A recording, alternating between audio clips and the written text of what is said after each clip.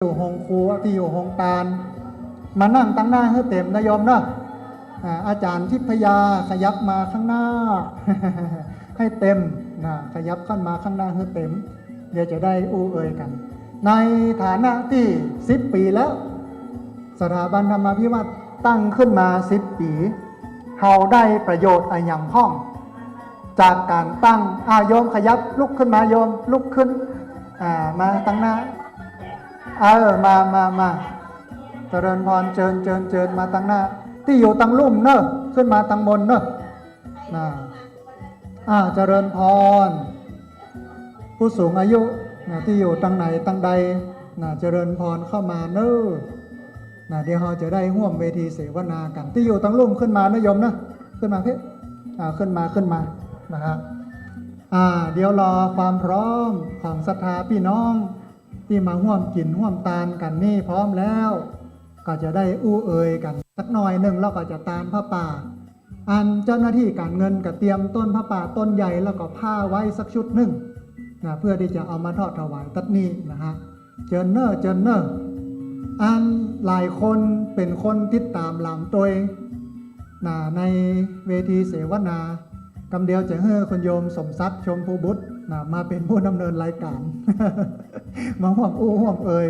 ป่าพี่น้องอู้เอ่ยกันในฐานะที่10 ปีแล้วเนอะไม่ใช่ธรรมดานะฮะเขาก็ทำบุญกันไปแต่เจ้าม่วนดีเนาะโยมเนาะกินตานกันคนนักคนหลายคนประมาณเกือบ700แต่เจ้านี่นะรถยาวออกไปตั้งนอกกูเนาะคนเท่าจำเป็นได้เดินมาเนาะ รถใหญ่เข้าได้อันนี้กินตาลกินใหญ่ตาลหลวงเป็นที่น่าภูมิใจหลังจากที่กินตาลกฐินแล้วก็ยังมีงานนี้เดี๋ยวจะมีพระป่าอยากจะมีการกฐินเนอะงานกฐินวันที่23ตอนนี้วิทยากรท่านอาจารย์นพพรนินรงค์ท่านเดินทางมาถึงแล้วเชิญอาจารย์ทั้งบนเนอะอันนี้เป็นวิทยากรใหญ่เป็นผู้นำเนินรายการเสวนาจะอู้เอ่ยกันอาจารย์มาจ้าคนเปิ้นกินตาลไปก็หายไปแล้ว แต่เจ้านี่มีอยู่ประมาณ700 คนกำลังม่วนกันเลยแต่เจ้าตอนนี้ถ่ายทอดสดทางสถานีวิทยุอยู่เนอะพี่น้องที่ฟังกันอยู่ทางบ้านเข้ามาเนอะเข้ามา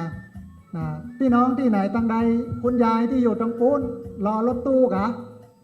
มารอในเพจบอมาเพจยายมาเพจมารอกันเพจเจิญท่านอาจารย์นพพรนินรงค์เปิ้นเกยมาแอวบนนี้เตือนหนึ่งในการทำงานวิจัยทำงานวิจัยของเปิ้นนะฮะเพราะฉะนั้นเนี่ยเปิ้นก็มีความรู้ความเข้าใจในมิติของสถาบันธรรมาภิวัตน์พอสมควรวันนี้เราตั้งมูลนิธิบอกว่าปัจจัยเท่าใดนะการเงินกับลังหน้าดำคำเชียดเนาะจดโรป้อมตันลุงทองแดงกับกำตะละโคงประกาศเนาะม่วนกันนะฮะเจนเนอร์คำเดียววิทยากรจะมีท่านผู้ช่วยศาสตราจารย์ดร.อาจารย์ธิกรพรหมกิ่งแก้วคุณโยมสมศักดิ์ชมพูบุตรอาจารย์ทิพยากิติสกุลแล้วก็ป้อทองแดงตาแต๋วก็จะได้มาอู้มาเอ่ยกันมาเสวนากันนะฮะเอามันเป็นการม่วนงานสรรเล่ากันในภาคบ่ายซึ่งตอนนี้วิทยุกำลังถ่ายทอดอยู่ในงาน10 ปีที่พักสงฆ์สถาบันธรรมาภิวัตน์นะฮะสร้างตอนแรกบักกึดว่าจะเป็นอย่างอี้บักกึดว่าจะเป็นอย่างอี้น้อยๆเนาะเอาไปเอามาก็เป็นใหญ่โตมโหฬารแล้วก็กิจกรรมที่ทำมีละอ่อนนักศึกษามช.ละอ่อนนักเรียนชาวบ้านทั่วไปมาปฏิบัติศีลปฏิบัติธรรมคณะนั้นคณะนี้เนนมาเรียนหนังสือมาอยู่ยาวกันไปหลายเรื่องหลายอย่างก็ต้องสร้างเพื่อรองรับการที่คนทั้งหลายเนี่ยได้อยู่ได้อาศัยได้พักนะฮะเจริญพรโยมที่อยู่ตังลุ่มเนอขึ้นมาตังบนคุณหมอวรันทิตาสิทธิฤทธิ์เชิญเนอเดี๋ยวจะได้ให้เปิ้นเป็นคนเสวนาคุณโยมอัมพรคุณโยมอัมพรวงอ้ายตัวรวมเอ่ยกันบอกว่าเก้าอี้ปอก่อนนะฮะเอาละเวลามันบัดนานเวลามันปอมอกแต่ว่าที่มันบ่รอไข่คือฝนเดี๋ยวควายไปเนี่ยฝนจะตก เพราะฉะนั้นเดี๋ยวจะได้อู้เอ่ยกันนะเจริญพรคุณหมอวรัญชิตาสิทธิฤทธิ์คุณโยมอัมพรวงอ้ายนะขึ้นมาทางบนนะฮะแล้วก็เอาละอ่อนสักคนหนึ่งนะเอาหนูศิลป์ดีกว่าหนูศิลป์มาทางบนตอนนี้เขาได้วิทยากรครบแล้วอาตมาจะนั่งฟังนำเดี๋ยวนี้นะ เพราะว่าเจ้านำกินนำตาลม่วนงานสันเล่ากันไปประกาศรายชื่อคุณโยมสมศักดิ์ชมพูบุตรอาจารย์นิกรปรากฏว่าเปิ้นติดรถอยู่ปั้นนะมาแบบได้รถหนักแก่นะก็เลยให้คนอื่นเตนไปแตนนะฮะคนหนักประมาณเกือบ700ชีวิตมากินอาการ คนนักคนหลายนะเจอเนิ่งแม่ชีจะกลับแล้วเนาะมาเลยแม่มาขึ้นมาเพะขึ้นมาสาธุโยมที่อยู่ตั้งไก่ตั้งใดบ่ได้ยินกับมาเนอะเอาละขณะนี้ก็ได้เวลาพอสมควรเดี๋ยวเราจะได้เปิดเวทีเสวนา1 ทศวรรษ10 ปีที่พักสงฆ์สถาบันธรรมาภิวัตรนะเฮามาพอกอยว่าตั้งหลังที่เนี้ยมาเนี่ยซึ่งอาตมาภาพเนี่ยสร้างขึ้น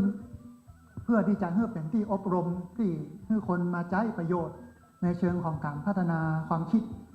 พัฒนาชีวิตบ่เอาเรื่องพิธีกรรมอย่างนักหนาอย่างโยมหันแต่เจ้าพิธีน้อยเดียวที่เหลือไปปลูกเก้าไม้ที่เหลือไปทำงานที่เหลือไปเนี่ยอย่างต่างๆนานาอันเนี้ยกินหวานตาลม่วนแต่ที่ผ่านมาเวลาเราตาลเนี่ยมันจะติดพิธีกรรมดึงเอาไปเนี่ยนักนะฮะเพราะฉะนั้นวันนี้เขาจะอู้เอ่ยก่อนว่า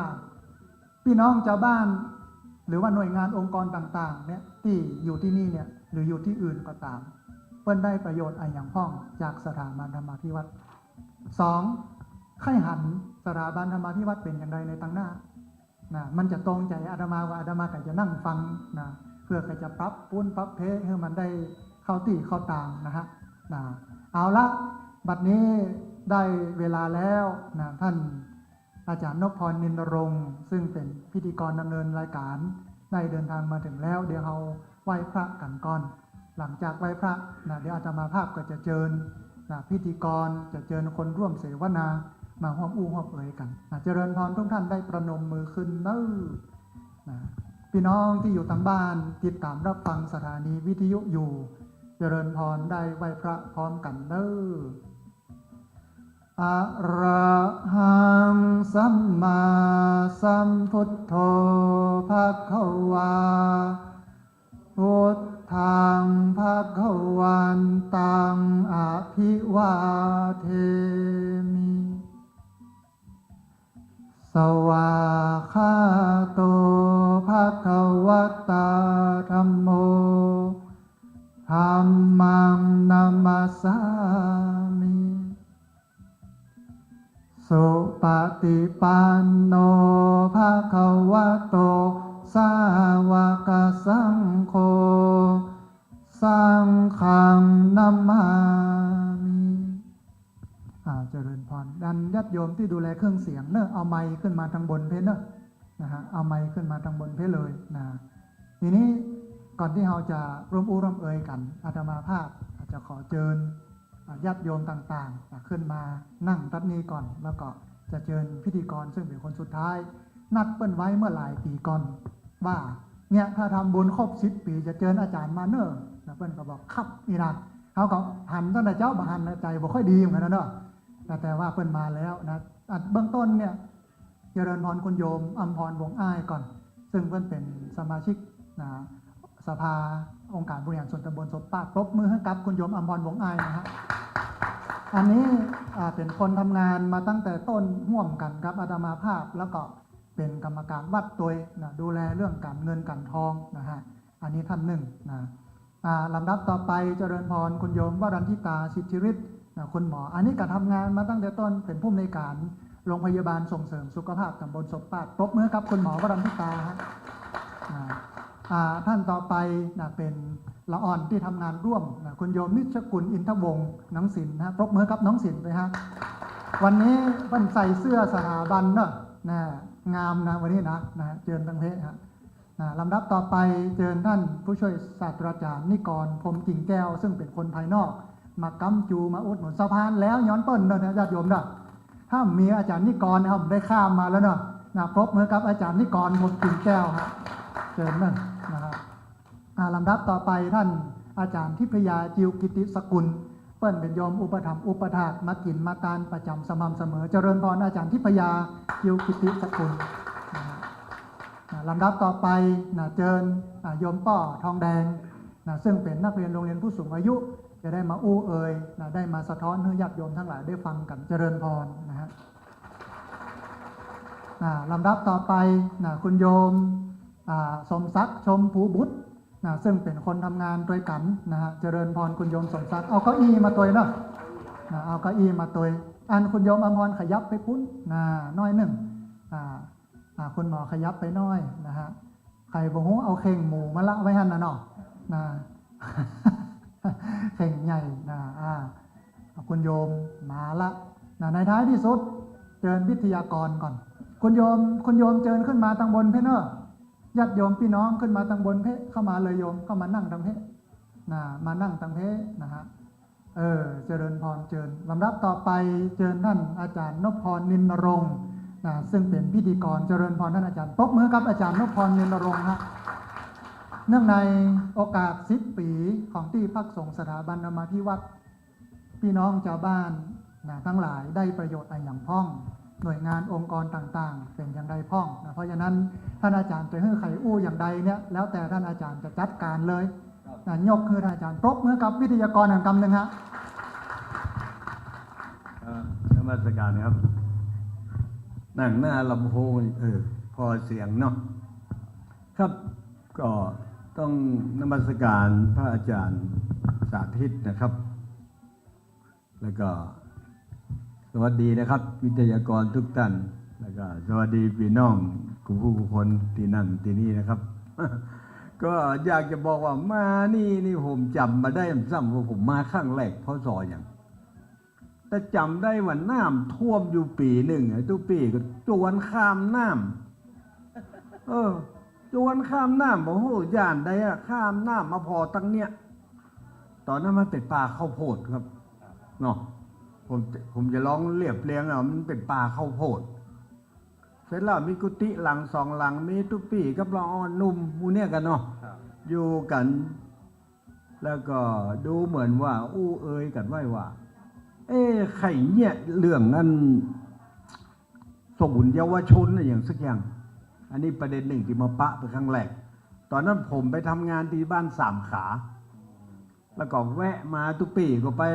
จวนไปทำนิมนต์ไปเป็นวิทยากรพ่อมาอย่างพ่องก็จำมาอย่างตึ้งผมได้ครับหันตูบอยู่2 หลังนั่นนะอยู่ปืนก็ไม่นิดน้อยเหมือนกุฏินะครับมีตูบเนี่ยครับนะครับแล้วก็เต้วข้ามห้องน้ำไปไทยลายปุ้นเนาะลายที่เขาขึ้นมาเนี่ยครับลายปุ้นน้ำท่วมครับผมบอกเสื่อเมื่อผมมานั่นบ้านเมืองต่ำวันนี้ยังแบบใจมีตึกมีลามอย่างอีเนอะยังมีหัวแบบอย่างว่าเป็นห้องเลยนะหัวตั้งมีหูตั้งบองน่ะเต็มเลยจำได้บรรยากาศพอเตวลัดกองน้อยมากว่าอยู่มาถึงวัดนี่เตวลัดกองน้อยมาผมก็คิดในใจว่าพระอาจารย์สาธิตนี่จะอยู่ได้วะเนี่ยคิดในใจว่านะจะอยู่พดวะเนี่ยสู่มาแต่ที่ไปต่างที่พิษซึ่งโอ้โหมันคัดกับความเป็นจริงเป็นว่าเปิดอยู่ได้จนถึงทุกวันนี้และตื่นเจ้ามาผมก็ส่งดอกไม้ส่งอย่างมานมัสการเปิดบักขาดดูเหมือนในว่าใครฮือกำลังใจนะติดตามแล้วก็พอดีผมเนี่ยจัดสถานีวิทยุอยู่ที่ลำพูน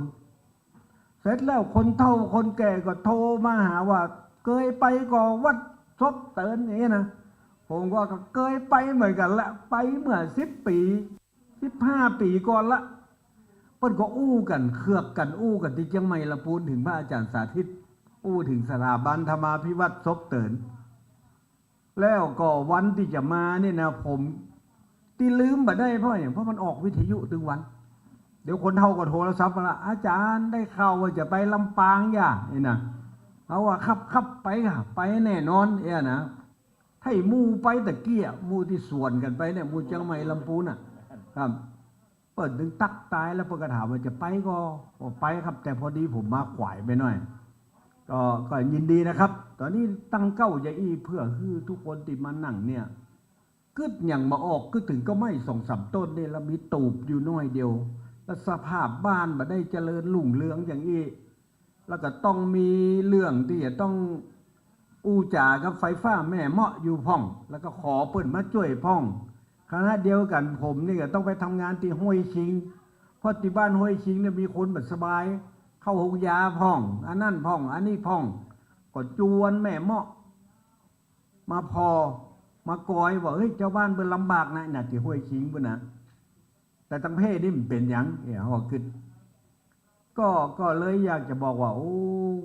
เปิ้นห้องว่าถ้าจะว่าบุญนะครับ อาจารย์คุณหมอแล้วก็ตั้งหลายผู้นำตั้งหลายว่ามันทำให้สภาพวัดตีแบบป่าหิมปานเนี่ยยังคงอยู่เนาะพี่น้องเฮาเวลาฟังธรรมเนี่ย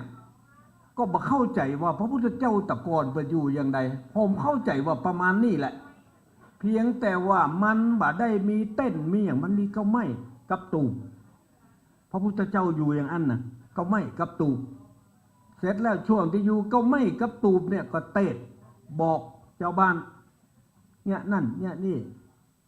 เพราะฉะนั้นนี่ตะกี้พระอาจารย์สาธิตเป็นตั้งเก้าว่าแล้วสถาบันเนี่ยตั้งขึ้นมาแล้วฮื้อประโยชน์กับสังคมจะใดพ่องเนาะประเด็นที่หนึ่งได้ฮื้อประโยชน์สังคมจะใดพ่อง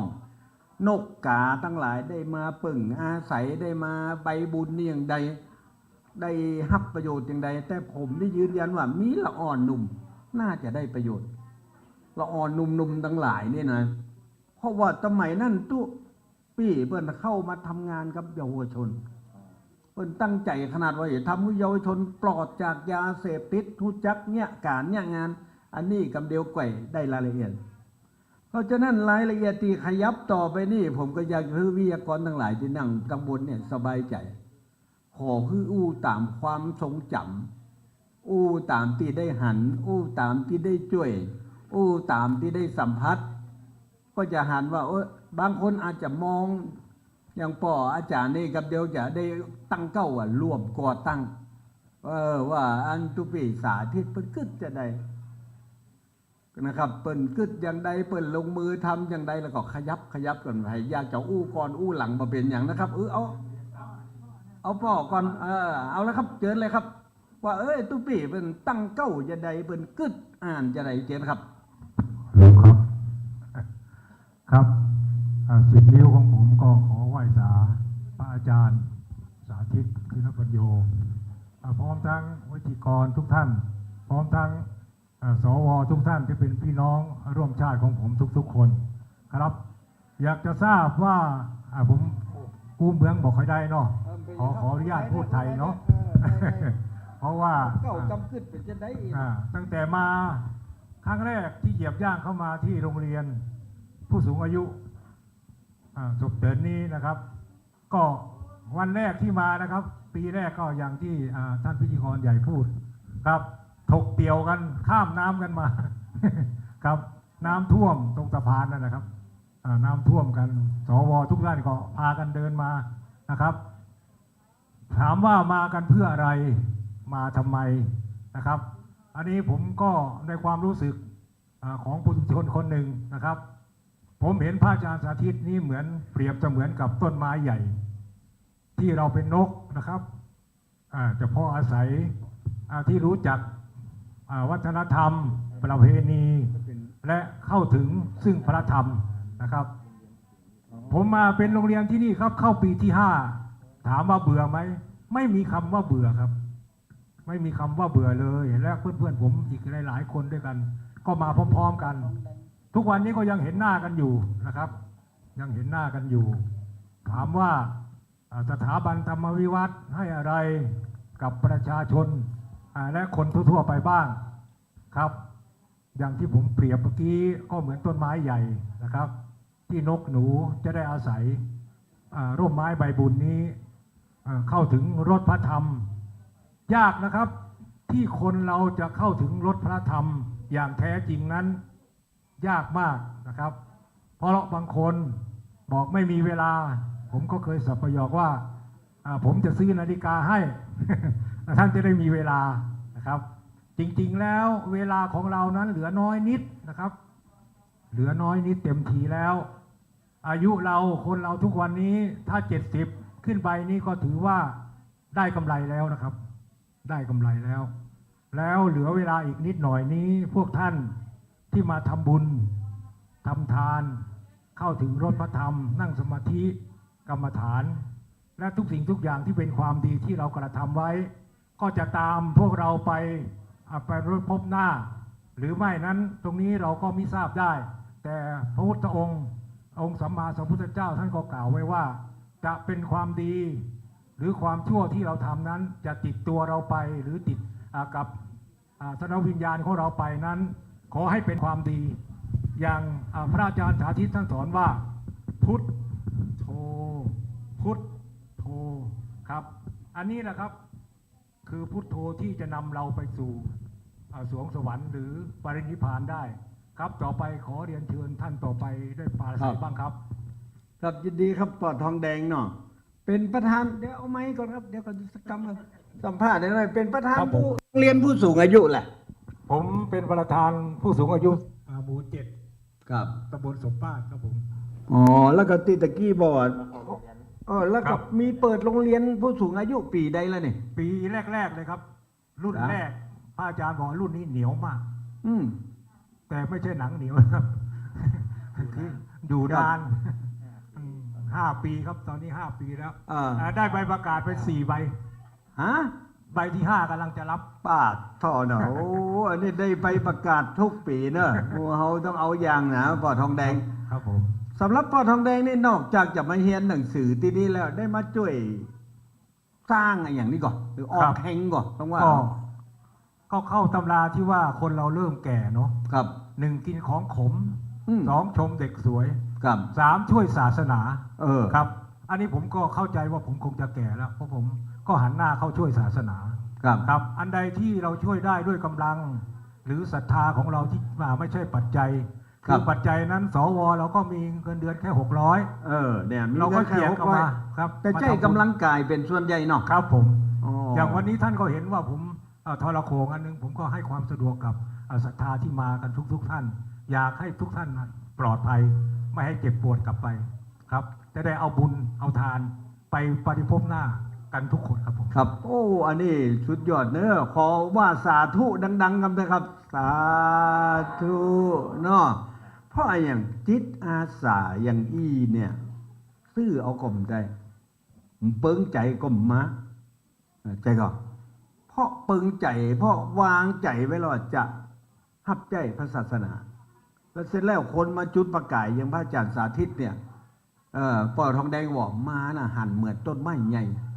ปีนกกาจะต้องได้มาเปิ่งอาศัยอันนี้อย่างหนึ่งละที่ท่านอาจารย์บอกเฮ้ยถ้าตั้งสถาบันอย่างมาได้ประโยชน์อย่างพ้องเดี๋ยวกันเด้อเอาเห็นหน่อยอันนี้ผมก็ปรึกษากับพระอาจารย์เนาะว่า1ถ้าเรามีสถาบันของเราเองหรือมูลนิธิของเราเองนะครับโดยพระอาจารย์ก็ทุกสิ่งทุกอย่างที่ได้มาก็จะได้เผื่อแผ่ให้กับประชาชนแล้วก็สวทุกท่านพร้อมทั้งพระเนนและก็เด็กๆนะครับก็จะได้เผื่อแผ่ให้เขา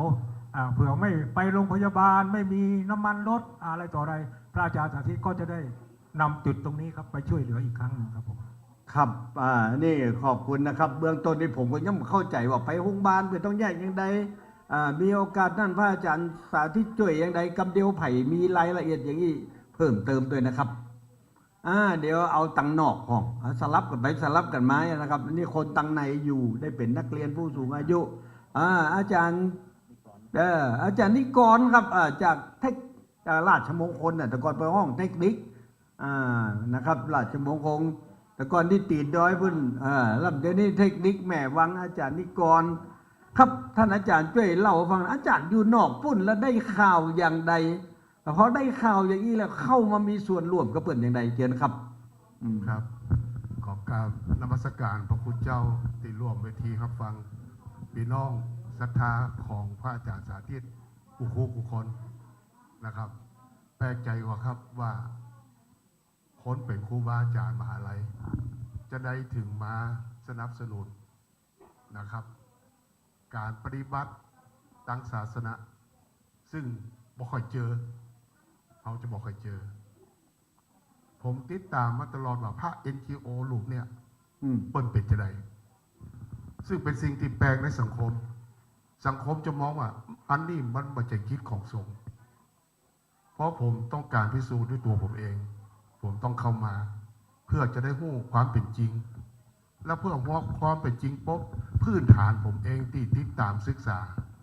กิจปฏิบัติของพระอาจารย์สาธิตมาโดยตลอด นั่นคือเปลือกนอกเพราะผมเกษียณปุ๊บก่อนเกษียณสักไม่กี่ปีผมก็เข้ามาคุกคีกับพระอาจารย์เต็มตัวเพื่ออย่างครับ เพื่อพิสูจน์ครับว่าใจของแต้ก่อนใจของแต้ก่อนนะครับ ก็ต้องมาพิสูจน์พอมาคุกคีปุ๊บผมเจอเพชรครับ ผมอยากจะเห็นว่าพุทธศาสนาพระสงฆ์องค์เจ้าสาวกขององค์สัมมาสัมพุทธเจ้า เดินอย่างนี้แหละครับถูกต้องมาใจไปจวนญาติโยมศรัทธาแปลงวิหารแปลงโบสถ์ของเก่าดีแล้วตุ๊กขว้างเอาตังมาสร้างใหม่แข่งบารมีกัน อันนี้ผมเป็นห่วง แต่มาเห็นกิจปฏิบัติของพระอาจารย์สาธิตพบมันใจผมเจอเพชรละนะครับ ซึ่งตอนนั้นพระอาจารย์สาธิตอย่าง30ปลายยังอ่อนกว่าลูกบ้าวผมอีกแต่ผมศรัทธาในกิจปฏิบัติของเปิ้ลหนึ่งเปิ้ลสร้างคนครับโดยเฉพาะละอ่อนตอนแต่นละอ่อนเยาวชนช่วงนี้เป็นช่วงที่วิกฤตที่สุดในวิถีชีวิตของมนุษย์ละอ่อนที่มันกำลังเปลี่ยนจากเด็กชายเป็นนายเนี่ยครับตอนนี้มันวุ่นภาษาเขาว่ามันวุ่นนะครับใครร้องสักปะแล้วตอนนั้นอ่ะปัญหาที่สุดของสังคมของวัยรุ่นก็คือยาเสพติดสมัยผมเป็นวัยรุ่นนี่มันตีหัวหมาด่าแม่เจ๊กเนาะพอมายุคนี้ปุ๊บ1จู้สาว2ยาเสพติดมันพลิกมันเปลี่ยนกันเลยผมมาเห็นกิจปฏิบัติของพระอาจารย์รูปนี้ปุ๊บมันใจเสร็จแล้วติมาคุกคีแต่ปุ๊บก็คือโครงการรณรงค์ในเรื่องของเราพระอาจารย์ก็เป็นพระนักพัฒนาหลายคนอู้เข้าหูผมว่านั่นแหละไปคบพระ NGO ได้จะได้นะครับผมก็ไปคุกคีก็เปิดก็ไปเห็นการทำงานอุทิศตนคือกับสังคมอย่างเรารณรงค์อย่างครับรณรงค์ขึ้นเลิกเราก็ได้งบของตั้งราชการมาผมมาเห็นพระอาจารย์ปุ๊บทุ่มเทให้กับงานแล้วผมก็ไม่เห็นว่าบางองค์กรบางกลุ่มเอาเปรียบพระอาจารย์ผมโคตรอู้กระจาติพยาต้องไปอู้กับพระอาจารย์ละเห็นดูพระอาจารย์เขาเอาเปรียบเปินลำไปคืองบมา10,000 บาทครับแต่เขาใจพระอาจารย์พูดบัตรต่ำกว่า20,000ผมแบบนี้มันบ่ถูกแล้วเปิดเป็นพระครับเปิดอู้มาได้ในสถานะเปิดเป็นพระสงฆ์ของเจ้าเปิดอู้มาได้ว่าโยมเอาเปรียบอาตมาจารย์เองบ่ได้ผมเห็นอีป๊บผมก็ต้องกราบขออนุญาตนะครับ แสดงความคิดเห็นกับพระอาจารย์บอกพระอาจารย์องค์กรในกลุ่มนี้พระอาจารย์เลิกนะครับเขาเอาเปรียบพระอาจารย์ล่ำไปผมเห็นดูพระอาจารย์พระอาจารย์ได้มานะครับมันจะเอาเข้าตัวนะครับเพื่อกับสังคมครับดูแลละอ่อนเยาวชนวิ่งหาเงินท่านนี่นะครับนี่คือสิ่งที่ผมถึงจะได้เข้ามาร่วมงานกับพระอาจารย์สาธิตนะครับตอนช่วงแรกนี่ขอใจเวลาตัวเองก่อนว่าอยากจะให้ที่มาที่ไปว่าคนที่มานั่งตรงเนี้ยนะครับก็ถือเป็นตัวแทนเพื่อจะมาเล่าสู่คือกับหมู่พี่น้องศรัทธานะครับญาติโยมของพระอาจารย์ว่าคนเรานี่คือไผ่เป็นไผ่ที่ไหนแล้วมันยะอย่างกับพระอาจารย์ที่นี่ครับรอบแรกของตัวเอง ขอบ ก่อน คุณ ครับ ท่านอาจารย์นิกรนะครับ เนี่ยกับคนแต่ซอกหาของแต่นะเหมือนกับไปส่องพระตำแผงเนี่ย ใจกองส่องแล้วส่องแหนมก็ได้ชี้เมี่ยงมาเกิดเปลือนะเนี่ยก็เลยว่าข้ามหน้ามาปะสองท่านละปอทองแดงอาจารย์นิกร ราะฉะนั้นหมู่เฮาเนี่ยครับเป็นมหินเกิดกับตาอยู่ลำปางอยู่ตรงเนี่ยเขาจะต้องมีความรู้สึกเหมือนอาจารย์นิกรเหมือนปอทองแดงแล้วก็ไม่ใช่ว่าไปชื่นชมกับโบสถ์วิหารราคาอันใหญ่ อันนี้ได้ข้อคิดจากอาจารย์นิกรเลยก็อย่างที่ผมเริ่มต้นว่าสมัยพุทธกาลพระพุทธเจ้ามีวัดซ้ำกายบ้านนี้ก็ไปบ้านท่านอ่ะบ้านนี้เปิดหู้แล้วก็ไปบ้านอื่นอ่ะครับลูกบ้านนี้ก็ไปบ้านท่านสอนให้คนตื่นอ่ะนะครับครับเจอเลยนะครับ เข้ามาหนังอู้ด้วยกันเราจะได้หู้จักกันนักขึ้นอย่างอาจารย์นิกรว่าตอนนี้เอาตะอี้ก่อนเริ่มเก้ามอกหู้จักว่าสถาบันซบเติร์นเนี่ยมีความเป็นมาจะไดครับขอเชิญอาจารย์พิทยาครับที่พยายามกรรมพิทยามกรรมอันนี้ก็คนนอกอันนี้ทำงานกับทักน้ำวังว่าอย่างว่าอยู่ที่ไหนที่เบ้าก็ลงไหลในมนต์เสน่ห์ของลำปางจนพดมานี่อ๋อครับเคยเล่าหน่อยครับอาจารย์ว่าโจโลเข้ามาตักถึงนี่ได้จะใด ก็นมัสการพระคุณเจ้าทุกท่านนะคะ แล้วก็สวัสดีทุกท่านที่มาในที่นี้นะคะ ก็ที่ได้มาเข้ามาในสถาบันธรรมาภิวัตน์นี่คือเมื่อประมาณปี 55 ไปประชุมสมัชชาสุขภาพแล้วก็ไปเจอท่านนะคะ จริงๆเป็นคนที่ไม่ได้แบบไม่ใช่แบบทำบุญทำทานอะไรมากมายแต่เป็นคนที่สนใจท่านตรงที่ว่าท่านเป็นพระที่หนึ่งเหมือนไม่ดูหมอนะเหมือนไปคือพระเนี่ยเราจะเห็นว่าพระส่วนใหญ่เนี่ยคือไปแล้วแจกซองไปเจองานอะไรก็จะแบบทำบุญแจกซองซึ่งมันเป็นภาพพจน์ที่พูดตรงๆว่าไม่ชอบนะคะก็ไม่ได้ศึกษามากมายแต่ว่าก็รู้ว่าพุทธเนี่ยคือหนึ่งจะต้องไม่อาศัยเรื่องของ ปัจจัยของการหิวแสงยังไงคือหนึ่งทำยังไงควรจะเข้าหาหนึ่งดูหมอค่ะนะคะดูหมอเสริมดวงแก้นั่นแก้นี่อันที่สองก็ปลุกเสกพระอันที่สามก็คือใบหวยเนาะบอกได้เลยว่าวัดที่คนนิยมแล้วก็ดังๆได้เงินมากไม่เกิน3กรณีนี้เนาะท่านไม่อยู่ใน3กรณีนี้อันนี้คือสิ่งที่น่าสนใจนะคะท่านก็ดูท่านก็สำรวมนะคะในขณะที่มาครั้งแรกสถาบันธรรมาภิวัตน์ก็มีกุฏิน้อย2 อันค่ะแล้วก็อยู่ท่ามกลางสวนมะขามส้มนะคะก็อันนี้ที่เห็นนะอย่างที่บอกแล้วค่ะก็คือข้ามถ้าหน้าฝนก็คือข้ามห้วยอะค่ะท่านก็ขอความร่วมมือแรกๆก็คือขอเด็กมาช่วยปลูกต้นไม้เนี่ยค่ะนะคะพอดีเกษียณจากโรงเรียนลำปางกัลยาณีก็ไปขอความช่วยเหลือจากน้องๆนะคะก็จะเป็นรุ่นแรกค่ะรู้สึกจะมาปลูกต้นไม้อยู่หลายรุ่นรวมทั้งหญ้าแฝกด้านหน้าด้วยนะคะอันนั้นคือจุดเริ่มต้นแล้วก็พอได้สัมผัสหรือทำงานร่วมกับท่านก็เป็นคนที่เป็นนักพัฒนาคือโดยใจก็คือชอบพระที่ปฏิบัติแล้วก็สอนคนเป็นคนดีเขาบอกว่ามันมีคำหนึ่งที่บอกพระดีเนี่ยก็คือพระที่จะต้องสอนเป็นคนเป็นคนดีและช่วยเหลือสังคมเพราะว่าปัจจุบันเนี่ย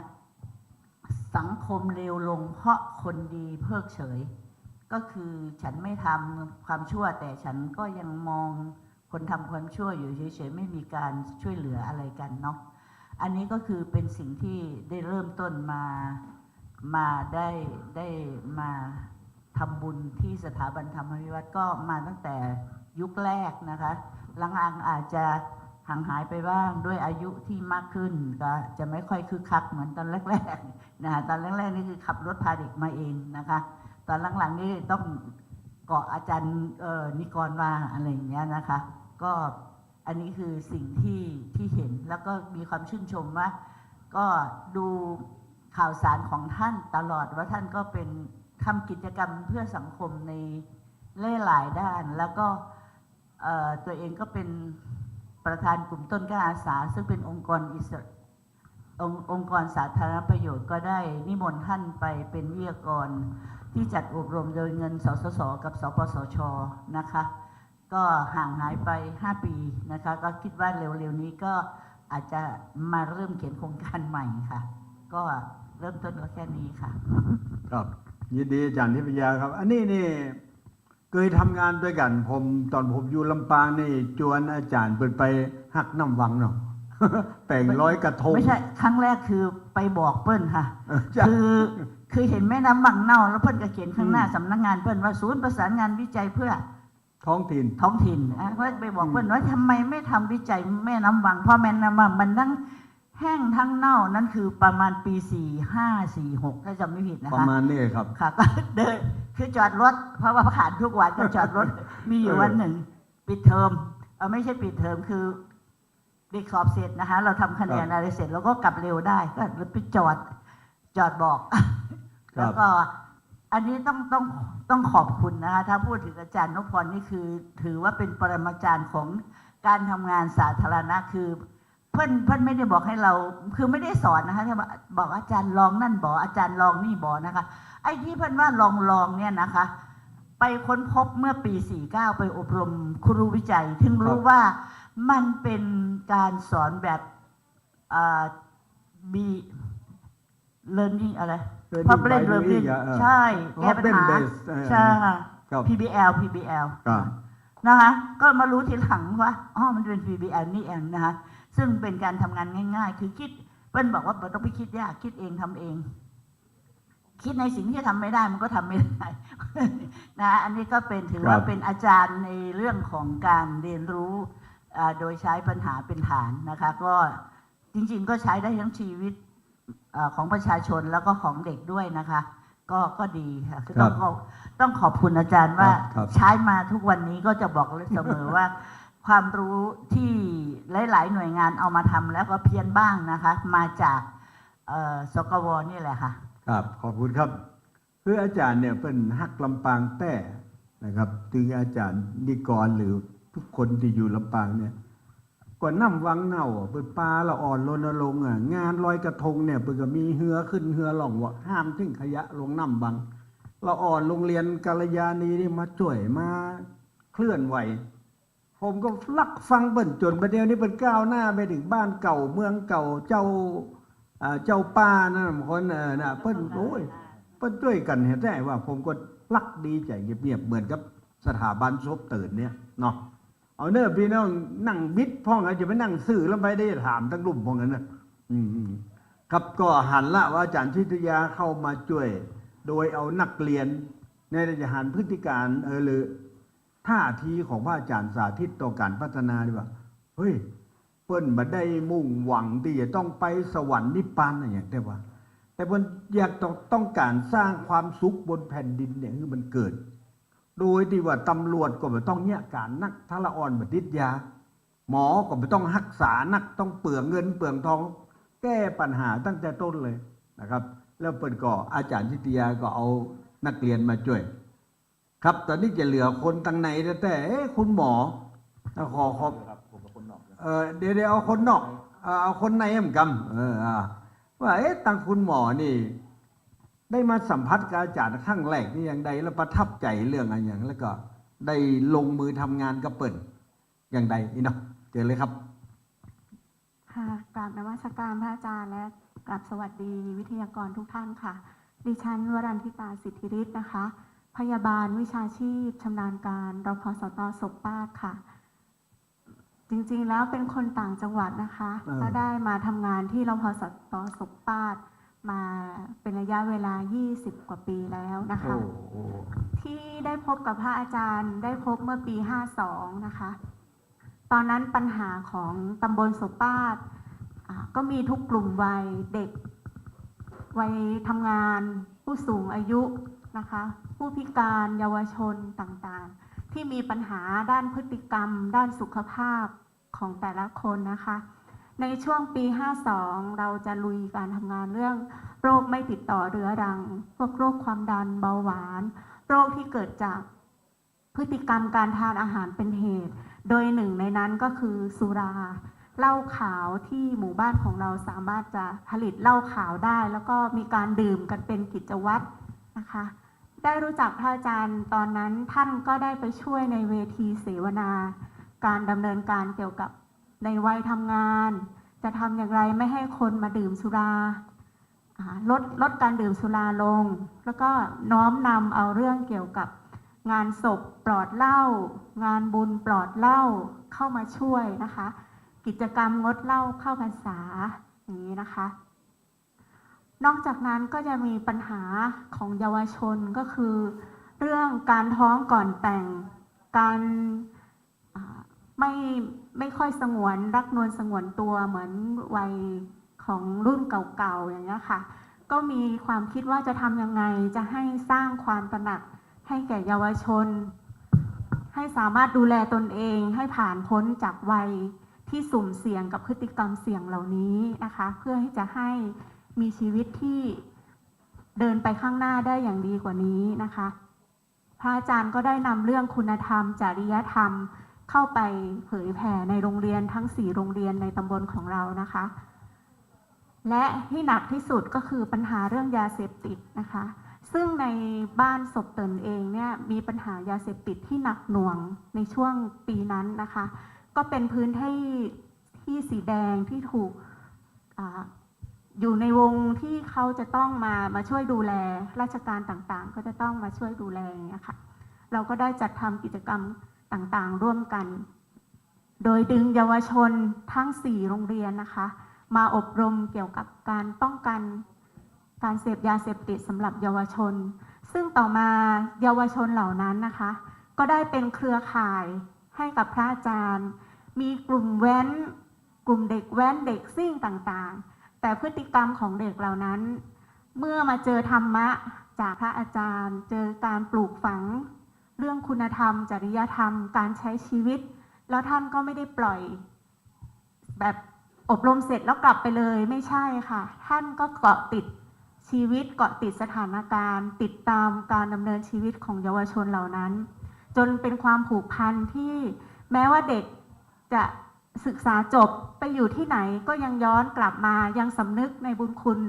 ที่พระอาจารย์ได้อบรมสั่งสอนนะคะก็เป็นจุดเริ่มต้นเรื่องเยาวชนตั้งแต่นั้นมาเลยนะคะที่เราจะทำงานเรื่องเยาวชนกับโรงเรียนกับชุมชนนะคะรวมถึงวิทยาลัยต่างๆซึ่งเป็นโอกาสอันดีและเป็นเรื่องที่น่ายินดีอย่างยิ่งที่เราได้มีสถาบันแห่งนี้ในการดูแลประชาชนชุมชนของเราซึ่งไม่เฉพาะหมู่บ้านหรือตำบลอำเภอของแม่เมาะแต่ยังขยายไปอำเภอข้างเคียงจังหวัดต่างๆหรือทั้งระดับประเทศที่ท่านได้ไปเผยแผ่นะคะ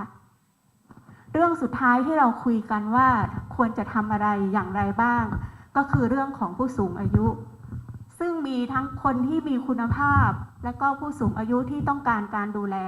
นะคะก็เป็นที่มาว่าการจัดตั้งโรงเรียนผู้สูงอายุถ้าให้กลุ่มหน่วยงานราชการหรือหน่วยงานอื่นจัดตั้งกันเองทำกันเองความยั่งยืนก็อาจจะไม่อย่างที่เราเห็นนี้แต่ด้วยบารมีของพระอาจารย์นะคะที่ช่วยหนุนนำเกื้อหนุนให้เกิดเป็นโรงเรียนผู้สูงอายุร่วมพัฒนาสร้างสรรค์ผู้สูงอายุที่แก่อย่างมีคุณค่าชราอย่างมีความสุขนะคะมาร่วมกิจกรรมกันตั้งแต่5 ปีที่ผ่านมานะคะผู้สูงอายุมีสุขภาพกายสุขภาพจิตที่ดีนะคะนอกเหนือจากนี้ท่านก็ยังมองไปถึงผู้สูงอายุที่ไม่มีโอกาสที่จะได้มาร่วมนะคะเนื่องจากปัญหาสุขภาพเป็นผู้ป่วยติดบ้านติดเตียงนะคะมาไม่ได้เราจะทำอย่างไรเป็นที่มาของวันนี้ค่ะที่เราอยากจะก่อตั้งมูลนิธิเหลือเกินเพื่อที่จะได้ช่วยเหลือสมาชิกไม่เฉพาะกลุ่มผู้สูงอายุแต่ต้องการจะดูแลช่วยเหลือทุกคนนะคะที่ต้องการรับความช่วยเหลือจากเราโดยไม่ผ่านกระบวนการที่ยุ่งยากนะคะสามารถดูแลกันเองได้โดยชุมชนเพื่อชุมชนของเราแล้วก็เกิดการพัฒนาอย่างยั่งยืนถึงแม้ตัวเราจะไม่อยู่เราจะไปที่ไหนนะคะย้ายไปที่ไหนพระอาจารย์จะอยู่ที่แห่งไหนแต่มูลนิธิแห่งนี้ สถาบันแห่งนี้ยังเป็นของชุมชนเป็นของทุกๆคนที่จะได้ร่วมกันสร้างสรรค์ต่อไปอะค่ะขอบพระคุณค่ะ ครับ โอ้ปรบมือนะครับ ก็ใช่ปรบมือนี่กลัวตั้งลุ่มใครรับตัวเองครับผม ขอบคุณคุณหมอนะครับ คุณหมอเป็นคนที่ไหนก็ เพชรบูรณ์ค่ะ คนเพชรบูรณ์แล้วก็มาอยู่เพศนะครับ แล้วก็ผมฟังคุณหมอแล้วผม ก็คิดถึงอาจารย์นิกรที่บอกว่าใครหันพระแต่พระแต่ตรงอย่างเงี้ยครับนี่ผมถึงแม้ผมจะมาได้ใกล้ชิดเหตุผลว่า ก็ปอทองแดงก็เหมือนก็ไม่ใหญ่อะก็ไม่ใหญ่หน่วยก็นักอะใบก็หนา แล้วก็นกกาได้มาอาศัยอะแล้วพอคุณหมอมาอู้ทำให้ผมหันภาพก็ไม่ใหญ่นี่ชัดเจนขึ้นนะครับ ว่าอ๋อถึงจะมีพระอาจารย์หรือมีพระอาจารย์ถ้ามูลนิธิมันนี่อยู่ ก็จะแผ่ล่มเงาดูแล ตั้งแต่แรกเกิดจนถึงผู้สูงอายุเนี่ยแล้วไปหารัฐบาลเนี่ยมันต้องไปถามที่รัฐบาลนะครับถ้าเราสามารถตั้งรัฐบาลท้องถิ่นที่มีศาสนาเป็นแกนกลางเนี่ยความเมตตาข้ามจุนโลกเมตตาปฐมพิกาโลโกก็ไม่เก้านี่มันชื่อก็ไม่ให้ความเมตตาดูแลคนทุกคนอย่างคุณหมอแจ้งเขาบอกว่าต้องยุ่งยากว่าต้องมาลงทะเบียนนั่นนี่อันนี้อาจจะมีระเบียบเล็กน้อย แต่ว่าจะไปเนี่ยยากเหมือนไปหาราชการอันนี้ถือว่าสุดยอดละถ้าพี่น้องซบเตินแล้วก็แม่เมาะลำปางทั้งหลายได้แม่แต่ผู้ฟังทางบ้านนะครับ ลองสร้างวัดตีมีแล้วคือมีบรรยากาศอย่างอีกไม่ต้องไปตุบไปเตะอย่างสักอย่างอ่ะแต่ขอให้เพิ่มหน้าที่ว่าดูแลเจ้าบ้านเหมือนลูกดูแลเจ้าบ้านเหมือนหลานเริ่มที่แม่แก้ที่พ่อก่อที่ลูกปลูกฝังครูบาอาจารย์แล้วก็ไหว้วานพระสงฆ์เนี่ยที่เป็นว่ามันไปด้วยกันอย่างนี้ที่บ้านเมืองน่าจะดีตอนนี้ถามคนตั้งนอกของคนนอกนี่ที่เป็นร่วมก็ตั้งกับขอไว้หน่อยนั่งแมะกันเนี่ยนะครับนอกนี่เพิ่นถ้าจะเริ่มตั้งแรกๆผมคุ้นหน้าว่าหันกันมาเมินว่าได้ช่วยพระอาจารย์จะได้ผ่องก่อนที่มาเป็นวันนี้ครับก็ได้ซื้อบ้านของอาจารย์นะครับตีเป็นสำนักงานตึงวันเนี่ยนะครับก็ขอสวัสดีครับนมัสการพระอาจารย์แล้วก็สวัสดีตั้งผู้ชมตั้งบ้านด้วยนะครับแล้วก็ตั้งคณะศรัทธาพ่อแม่พี่น้องที่มาร่วมงานบุญ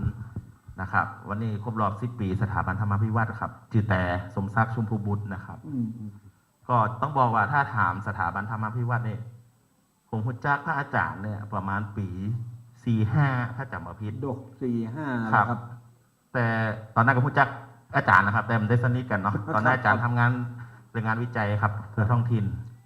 ผมทำงานสายเยาวชนนะครับก็มีกลุ่มที่รู้จักพระอาจารย์ก็คือพระอาจารย์มีกลุ่มละออนอยู่กลุ่มหนึ่งแต่มิติของละออนที่พระอาจารย์ตอนนั้นเริ่มต้นๆก็ยังดีหลายท่านครับละออนที่บนห้องยังลึกเนี่ยนะครับลึกแล้วก็ละออนเฮียนกับบจบเนี่ยแล้วก็บ่ฮู้จะไปเปิ่งไขละออนที่ว่ากระโวกระเวครับที่ไว้เปลี่ยนพระอาจารย์ก็รวมกลุ่มละออนตอนนั้นก็เยอะอยู่นะครับพระอาจารย์เริ่มต้นด้วยละออนเนาะประมาณ20กว่าคนผมก็เป็นคนประสานผมก็ทำอาสาเป็นตอนนั้นผมก็ได้ทำงานกับละออนถึงจังหวัดอยู่เหมือนกันเป็นคนเจนเดียวกันเป็นห้องว่าคนไว้ดีมาห่างกับตาได้พระอาจารย์ก็หนุ่มกับผมกี่ปีนะครับหนุ่มกับผมกี่ปีก็เห็นพระอาจารย์ทำงานละออนก็ได้จวนกันมาครับทำงานละออนอย่างน้อยให้ละออนได้เห็นเครือข่ายเป้าหมายคือต้องการให้ละออนของพระอาจารย์ได้เห็นละออนในรูปแบบเดียวกันเนี่ยของต่างอำเภอบ้องตอนนั้นผมทำงานตอนนั้นผมทำงานดีเจโฮมทำงานเจโฮมวังเหนือเสริมงามครับเนาะและในเมืองนี่ก็จะอยู่แถวโซนบัดเอื้อมนี่นะครับก็จวนกันมา3-4 เดือนเตือจะจวนกันมาอยู่ตรงกลางมาคิดว่าเขาจะให้อย่างกันดีพัฒนาอย่างกันดีก็ละออนเนี่ยครับอันนี้มิติหนึ่งก็เริ่มต้นในการของเจ้าพระอาจารย์จากนั้นแล้วก็ได้เฮียนหู้กับพระอาจารย์เยอะมากนะครับพระอาจารย์เอาละออนมาเนี่ยบัจจัยแค่เอาละออนมารวมกลุ่มและทำกิจกรรมนะมีทุนคือละออนด้วยพระอาจารย์ไปเสาะตังเหมือนเป็นผู้ปกครองนะครับผมเห็นละออนหลายคนที่เฮียนจบสูงๆอาจจะมีน้องๆที่นั่งในเวทีในตัวและหลายคนตอนนี้ละออนก็ได้ทุนการศึกษาจากพระอาจารย์ครับจนเฮียนจบ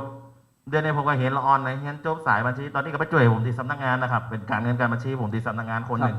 ละออนพระอาจารย์อันนี้มุมเริ่มต้นนะครับเนาะแต่สิ่งที่เห็นว่าเก้าไม้ไงครับเพราะว่าหรือเป็นเพศเนี่ยผมเห็นแต่เลยนะครับว่าพระอาจารย์เนี่ยไม่ได้กึดถึง แค่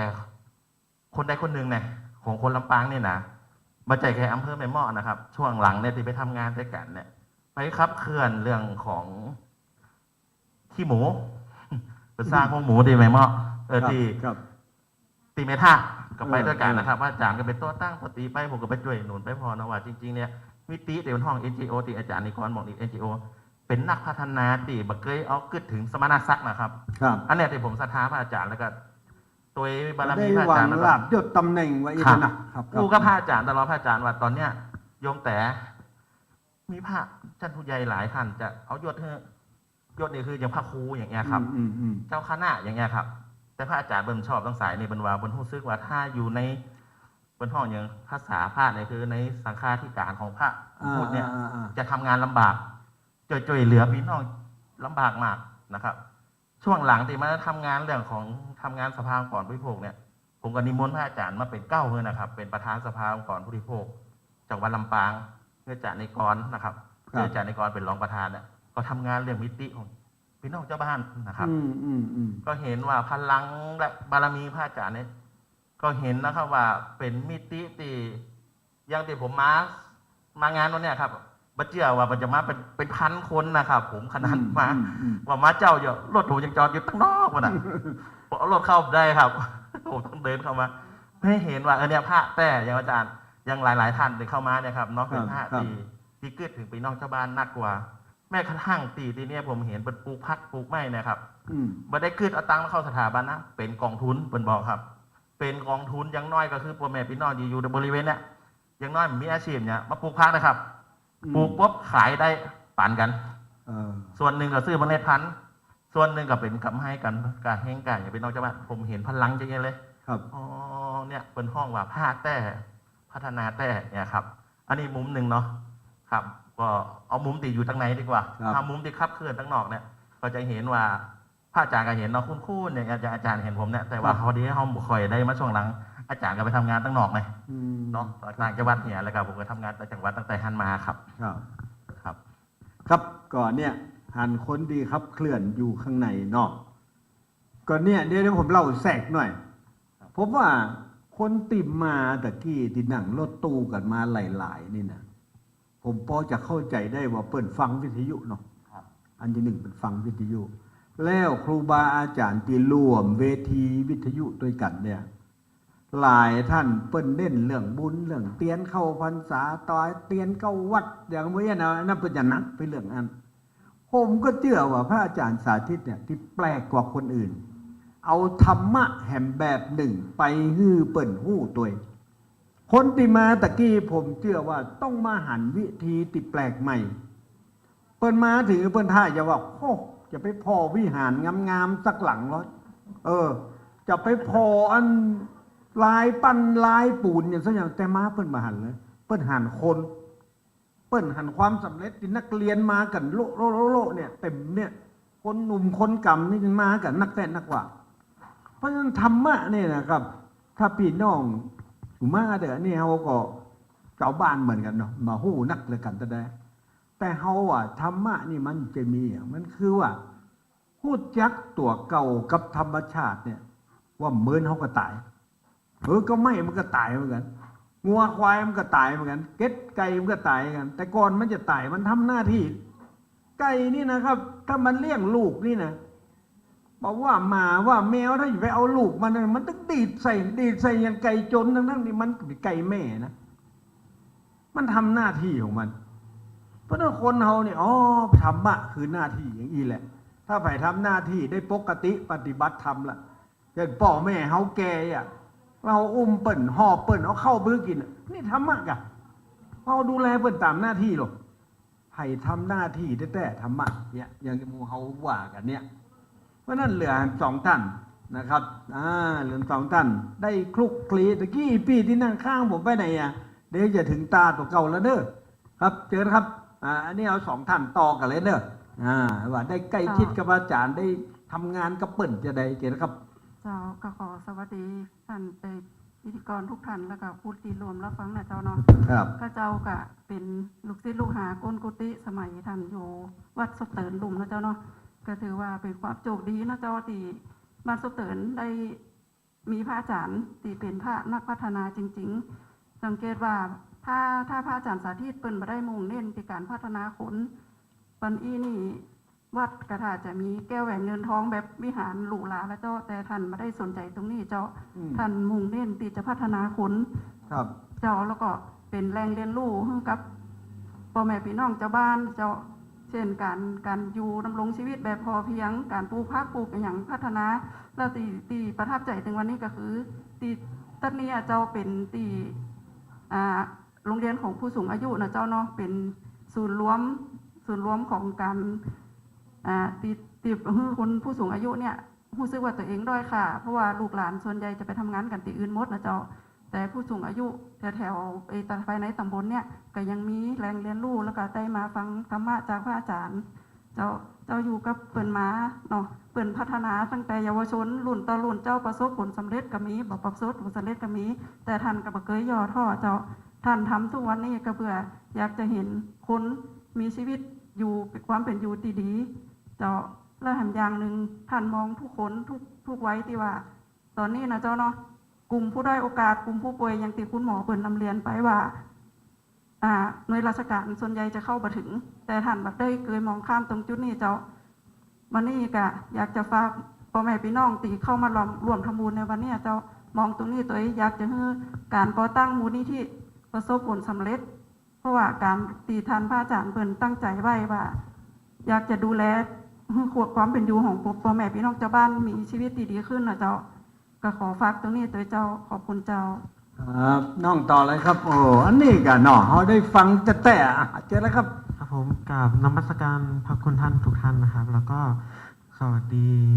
พี่ๆวิทยากรทุกคนเลยนะครับผมแล้วก็ลูกศิษย์สถาบันธรรมาภิวัตน์นะครับ อันนี้ก็ขอเกริ่นไว้ก่อนว่าเป็นเวทีที่2ของผมนะครับตื่นเต้นมากเลยครับแล้วก็ จากการที่ผมได้มานั่งตรงนี้นะครับทำให้เห็นว่าพระอาจารย์สาธิตนะครับได้ให้โอกาสให้ผมได้ทดลองสิ่งใหม่ๆไม่ว่ามันจะผิดพลาดแค่ไหนผมก็จะฟังคำพระอาจารย์สาธิตมาตลอดนะว่าขอให้ได้ลองแหมสกรรมเตอะนะครับผมก็ผมได้รู้จักกับพระอาจารย์สาธิตตอนนั้นผมเรียนอยู่ชั้นปวช.1 ครับพระอาจารย์ก็ไปเทศแล้วผมรู้สึกว่าเป็นการเทศที่ไม่เหมือนคนอื่นครับเพราะว่ามีลูกเล่นครับมีความสนุกเพลิดเพลินนะครับ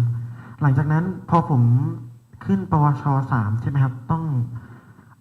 ไปฝึกงานครับผมก็เลยมีความศรัทธาว่าผมอยากจะลองทำงานกับท่านดูครับหลังจากนั้นผมก็ได้มาทำงานที่สถาบันธรรมาภิวัตน์ครับได้เรียนรู้หลายอย่างครับได้ไปเจอผู้ใหญ่สูงได้ไปดูเวทีสัมมนาต่างๆครับได้รับโอกาสทั้งการตัดต่อทั้งการเรียนรู้สิ่งต่างๆครับได้เห็นว่าสภาพแวดล้อมของคนที่มาทำบุญเขามีความสุขแบบไหน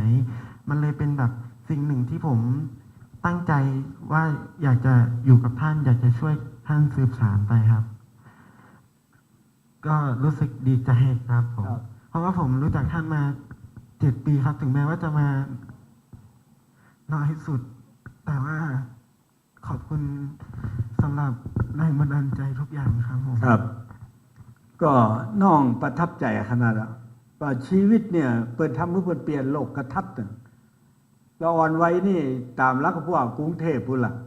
หรือมันต้องเข้ามาเกี่ยวข้องกับวัดสักใดเมาเงินเมาคำเนี่ยแต่น้องเป็นมองหันว่าเฮ้ยทำงานกับคนดีเหมือนกับเปิ้นแจ้งคำว่าเปิ้นให้โอกาสลองหันสักกรรมตัวน่ะพ่อแม่บางเตือนยังบอกอู้นะกับลูกอย่างอี้นี่นะถึงดุนหลัวหวดเลยถ้าลูกมาเจอฟังกรรมเนี่ย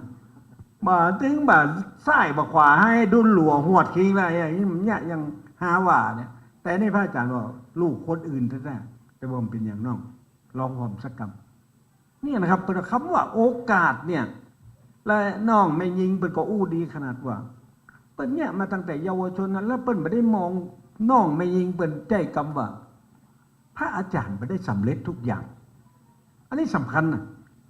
บางอันก็ล่มเหลวบางอันก็ไปบ่ได้แต่เปิ้นบ่เคยหยุดเนี่ยต่อทำต่อแล้วคำว่ามูลนิธินี่ผมเพิ่มเพื่อให้หน่อยมูลนิธิเนี่ยมีมูลนิธิมีเงินเป็น100 ล้านพันล้านนะครับเปิดละทำประโยชน์นั่นประโยชน์นี่ แต่พระอาจารย์อู้เหมือนป่อทองดีบอกอะถ้าทำมูลนี่สำเร็จมันเป็นก็ไม่ใหญ่มันจะได้ทำหน้าที่อย่างที่อาจารย์นิกรอาจารย์ทิพยาและคุณหมอคาดหวัง ว่ามันจะเป็นก็ไม่ใหญ่ที่คนซบตื่นได้มาอิงอาศัย ถ้าเขาใจเย็นกันหน่อยแล้วค่อยตุติตุมติมปากันทำให้มันใหญ่ที่เปิ้นว่าจิกปิกไหนก็ปอแล้วอย่างก็ฮะจิกปิกไหนก็ป้อจ้อวอไหนก็ควักจ้อวอไหนก็จีอันนี้ไปมันหันภาพอะจิกปิกถ้าก่อยเอามาเปาะมันก็ปอไปปอไปปอไปใหญ่ไปแต่ถ้าเอาของบดีมาอู้กันเล่าขวัญกันจ้อวอไหนคนนั่นจีคนนี่จีเดี๋ยวเป็นหูเป็นศอกคุณอะเพราะฉะนั้นสังคมที่เบิ่งกันเลยบอกว่าทำตัวขึ้นมาจิกปิกไหนก็ป้อดีไหนป้อที่ฮั่นดีไหนช่วยกันมาป้ออย่างเงี้ยนะครับก็จะหันน้องเป็นอู้แล้วผมก็ประทับใจนะน้องหูเสื้ออู้เป็นหันโอกาสเพราะฉะนั้นความบาดสำเร็จเนี่ยละเลิกเนี่ยป้านี่พระอาจารย์สาธิตจะไปตั้งใดละหมูถ้าเป็นกึศอย่างนี้นะบาดสำเร็จเบอร์เฮ้ยไปละกูปกผ้าปกกับจองไปแล้วที่อื่นยังมีเปิดเลอะแต่เปิ้นบอกว่าขออยู่เนี่ยขอพอความสำเร็จมันกำลังเพราะนั้นผมคนหนึ่งอะประวารณาตัวนะครับว่าพระอาจารย์สาธิตอย่างบอกหมู่เขาก็พร้อมที่มาเกาะกลุ่มลุมลาอย่างเพราะศาสนาวันนี้ถูกมาแต่ผมไม่ได้อู้ไปลบหลู่ดูหมิ่นที่อื่นนะเปิ้นก็ดีเปิดไปแต่ว่าที่เขาอยากอู้เขาอยากเติมเต็มให้กับพระศาสนาว่าพระศาสนาดีหมดยกเว้นอันที่บัติธรรมประโยชน์เฉพาะหน้าสวรรค์บนดินเนี่ยมันได้แปลงเตือกไปแปลงสวรรค์อยู่ไกลจะตายกี่ปีจะไปถึงยังหมูเตือกแต่อันนี้เป็นห้องว่าสวรรค์บนดินเนี่ยทุกคนมาแล้วมีความสุขเนี่ยไผ่ไข่ปลูกก็ปลูกไผ่ไข่ฝังก็ฝังไผ่ไข่มาก็มาอันนี้เป็นเรื่องที่เขาได้หู้ประวัติความเป็นมาตอนนี้ผมจะถามตั้งลุ่มพองเนาะออกกลับมาเอาไม้ไปตั้งลุ่มผมจะถามว่าถ้าสถาบันซบเตินหรือว่าเนี่ยธรรมาภิวัตน์เนี่ยถ้ามันไปตั้งหน้าเนี่ยยากคือมันเป็นจะได้แหมไอ้พี่เอาก่อนไปเลยเอาล่ะเอาอย่างน้อยคนไหนครับไข่หันมันเป็นจะได้เป็นอย่างเอาอย่างก้อมเดียวเราจำเป็นต้องนักอู้ไปอนาคาไปยากอย่างแม่เสื้อเหลืองเปิดเรียกกล้องเอาไอ้กำเป็นควันตาควันหูก็แล้วเหลืองได้เหลืองท้ายตั้งเก้ากำแม่ผมใครฟังว่าใครหันได้แล้วยังเอาละครับนั่งนั้นก็ได้ถ้าวัดซบตื่นไปตั้งหน้า10 ปีเนี่ยวัดครับเจ้าก็เป็นวงเวียนผู้สูงอายุของพระอาจารย์สาธิตเจ้าครับได้3 ปีแล้วเจ้าอยู่ โอ้ ประทับใจมากเจ้าสิ่งที่ห้องหู้อย่างก็ต้องหู้เจ้าครับประทับใจขอบคุณเจ้าเดี๋ยวจ่าว่าเขามีบุญด้วยกันได้อยู่ด้วยกันไป5 ปี10 ปีใครหันที่นี่มันแข็งแรงหรือมันใหญ่โตอย่างไรว่าหรอเจ้าก็จะอยู่ถึงตลอดเจ้าก็เอาจนกว่ามาบ่ได้เจ้าหมายความจะมาสนับสนุนจนมาบ่ได้เอาคนอื่นครับเอาคนน้อยหนึ่งอยากหันวัดนี่เป็นจะไดเหมือนเดียวนี่ว่าได้ขอย้ายดีว่าเหมือนเดียวนี่มีความเจริญตลอดไปนะเจ้าของวัดนี่เจริญหลุ่งเรืองหลักก็มีอย่างก็ศรัทธาเข้ามานักหลายๆเหมือนเดิมเนี่ยเจ้าเจ้าเจริญหลุ่งเรืองก้าวหน้าแล้วศรัทธามาหลายๆสัก2 คน2 คนไผ่ไข่หลังวุ้นปูนหลังวุ้นอีปีหลังวุ้นอันนั้นเนี่ยไข่หันยังใดอีกอันนี้ขอพูดไทยหน่อยนะคะได้เลยครับรู้สึกภูมิใจที่น้องคนนี้ครับเพราะว่าเจอกับลูกชายลูกชายเป็นคนที่แบบลึกมากและเห็นน้องคนนี้เป็นคนที่ดี ความรู้สึกว่าฟังแล้วก็ซึ้งอะอยากให้เป็นแบบอย่างเงี้ยดีมาก ครับ ทำให้แบบยังไงอะเด็กสมัยนี้มันไม่เหมือนสมัยก่อน สมัยก่อนเนี้ยจะดีมาก สมัยเนี้ยไม่ฟังพ่อแม่เลย พูดยังไงก็ไม่ฟัง เราเห็นเด็กรุ่นนี้เรารู้สึกว่าภูมิใจ ครับ ที่ทำได้เยี่ยมมากเลยอ่ะอยากให้เด็กรุ่นเนี้ยไปได้ตลอดแล้วฝั่งเหมือนตอนเนี้ยถ้าเด็กรุ่นนี้เป็นแบบอย่างน้องคนนี้นะภูมิใจมากเลย ครับ อยากเจอแบบนี้บ้าง เพราะว่าเจอเยอะอะค่ะ เพราะว่าอย่างลูกชายอ่ะพูดอะไรก็ไม่ฟังแล้วเด็กสมัยเนี้ยยิ่งพูดยิ่งลึกไปกันใหญ่เลยค่ะ แบบยิ่งพูดยิ่งเอาอ่ะ ครับ แล้วพอผลสุดท้ายแล้วที่การที่พูดออกมา ว่าไม่ให้ทำพังอย่างเช่นยกตัวอย่างว่าไม่ให้ขับรถกลางค่ำกลางคืน ยิ่งพูดยิ่งเอาไปใหญ่พอไปถึงเกิดอุบัติเหตุการที่เราพูดเนี่ยมันเป็นจริงเลย ครับ แล้วก็ผลสุดท้าย แม่ ก็ต้องดูแลลูก ต้องลำบากต้องมาดูแล ใช่ ต้องเอาใจใส่ ไอ้ ครั กา บ รพูดที่แม่ทุกคนอ่ะรักลูก แต่ลูกไม่ฟัง ครับ มันเลยผลสุดท้ายว่าต้องเป็นแบบนี้ แต่น้องคนเนี้ยทำได้ดีเยี่ยมมาก เห็นน้องคนเนี้ยแล้วภูมิใจมากที่ เป็น พระ ตัว อาจาร อย่า ย์ ง เนี่ยช่วยเด็กสมัยรุ่นเนี้ย ถ้าเจอรุ่นนี้เป็นแบบน้องคนนี้นี่โหสุดยอดหนู ครับ ยอมรับเลยว่าเยี่ยม ต่อไปข้างหน้าอาจจะดีขึ้นกว่าเก่า แต่หนูกลัวว่าต่อไปข้างหน้าจะเจอปัญหาหนัก เพราะเด็กสมัยเนี้ยหนูรู้แล้วว่าโอ้โหยาก เจอมาหลายคนแล้วค่ะ นี่อยู่ลำปางเนาะมีหลายคนที่เจอแบบหนูแบบเนี้ย เยอะมาก แล้วหนูมาฟังน้องเขาพูดอย่างเงี้ยภูมิใจ ครับ รู้สึกว่าภูมิใจอะค่ะ ขอบคุณครับ อ่า ตัวมือนะครับ โอ้โหเพิ่นอู้ทั้งน้ำตาเลยเนี่ยแต่เพิ่นกำลังจะบอกว่าอยากหันสถาบันอันเนี้ยสร้างคนสร้างคนอย่างเอี้ยคือมันนักสร้างคนที่มีสำนึกต่อวัด สร้างคนที่มีสำนึกต่อความดี เอื้อเฟื้อคนอื่น ถ้าสถาบันนี้เจริญอย่างยายว่าเราศรัทธาเข้ามาตึงละเอกละอ่อนและสามารถทำมือละอ่อนเป็นคนดีได้อย่างอีมันก็สุดยอดลำพังวัดเฮาสถาบันเฮาอาจจะเนี่ยได้บ่เมินหรือบ่กว้างขวางบ่เพียงพอเนาะอาจารย์นิกรอาจารย์พิทยาเนาะเฮามีน้อย เพราะนั้นถ้าเราสามารถสร้างเครือข่ายหรืออย่างตั้งหลายได้คือเปิ่นกึดอย่างอีได้เนี่ยก็จะดี เพราะนั้นขอปิกมาบนเวทีเหมือนกับน้องทั้งลุ่มเนี่ยได้ฟังไก่น้องคนนี้อู้ผมก็ดีใจละว่าสถาบันเฮาเนี่ยมีความมุ่งมั่นที่ทำงานตอบสนองคุณพระแท้เนี่ยแล้วก็คือพระพุทธคุณเนี่ยแผ่ไปอย่างอีเนี่ยซึ่งอันนี้เนี่ยคนที่ทำงานโดยพระอาจารย์7-8 คนหรือว่านั่งทั้งรุ่นเนี่ยจะต้องแข็งแรงเหมือนกันนะ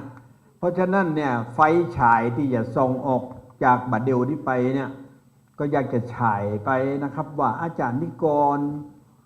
ใจเนี่ยที่เข้ามาทุ่มเทกับงานนี่ตั้งแต่เก้าเนี่ยใจจริงอยากหันสถาบันนี่ไปข้างหน้าได้ไก่สักหมอกใดอย่างใดนะครับเจอแล้วครับอาจารย์ครับ ครับ ก็ฝากถึงทางบ้านด้วยนะครับ เป็นโอกาสดี ครับ ผมก็เสริมในเรื่องของมูลนิธิ ครับ เป็นไรครับพระอาจารย์ถึงบอกว่าอยากให้ได้เงิน200,000มาตั้งมูลนิธิ เพราะระเบียบครับ ระเบียบว่าถ้าจะขอจดจัดตั้งเป็นมูลนิธิเป็นนิติบุคคล ต้องมีเงินประเดิม200,000 บาทนี่คือที่มาคำว่า200,000 ครับ มูลนิธิต่างจากสมาคมจะได้ครับ มูลนิธิเนี่ยเมื่อมีเงินต้นแล้ว แจ้งกับนายทะเบียนแล้วว่า เงินต้นขอจดจัดตั้งมูลนิธิ200,000 บาท หลังจากนั้นครับเงิน200,000แต่มาได้ครับ จะครบที่ครับ อยู่ยั่งยืนยงครับ แต่เงินติเอามาทำเอามาจากไหนครับ เอามาจากดอกเบี้ยของเงินต้นของมูลนิธิ ครับ มูลนิธิหมู่เฮาเนี่ยช่วยกันระดมครับ ระดมทุนเข้ามาครับ มันจะมาหาย ยิ่งระดมนักปุ๊บดอกเบี้ยแต่ละปีมันก็จะนักขึ้น แต่เงินต้นบ่หายครับบ่เหมือนสมาคม นี่คือข้อดีของมูลนิธินะครับ เอาดอกผลมาแจ้งเงินต้นอยู่อย่างเก่า ยิ่งหมู่เฮามีศรัทธาปุ๊บเนี่ยนะครับ การที่เขามาช่วยกันสร้างมูลนิธิมหากุศลครับ เพราะบัได้หายไปไหนบัได้หายไปไหน วัดกึ่งกรรมการกึ่งบ่มีครับ โดยเฉพาะสถาบันแห่งนี้นี่บ่มี ขอให้ญาติโยมพี่น้องศรัทธาที่ฟังอยู่ทั้งบ้าน ก็ขอสบายใจได้ว่า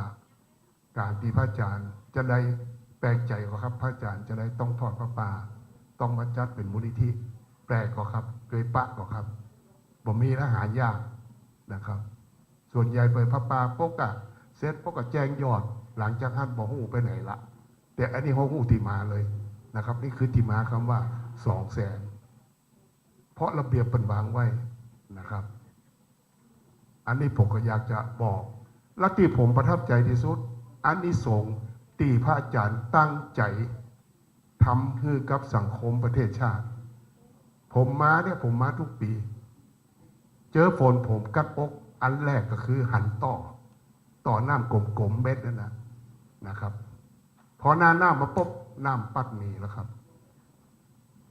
ปีที่ได้บอกคอนเวิร์ตมาเนี่ยนี่ผมบอกว่าอันนี้สงส์ตีพระอาจารย์ทำดี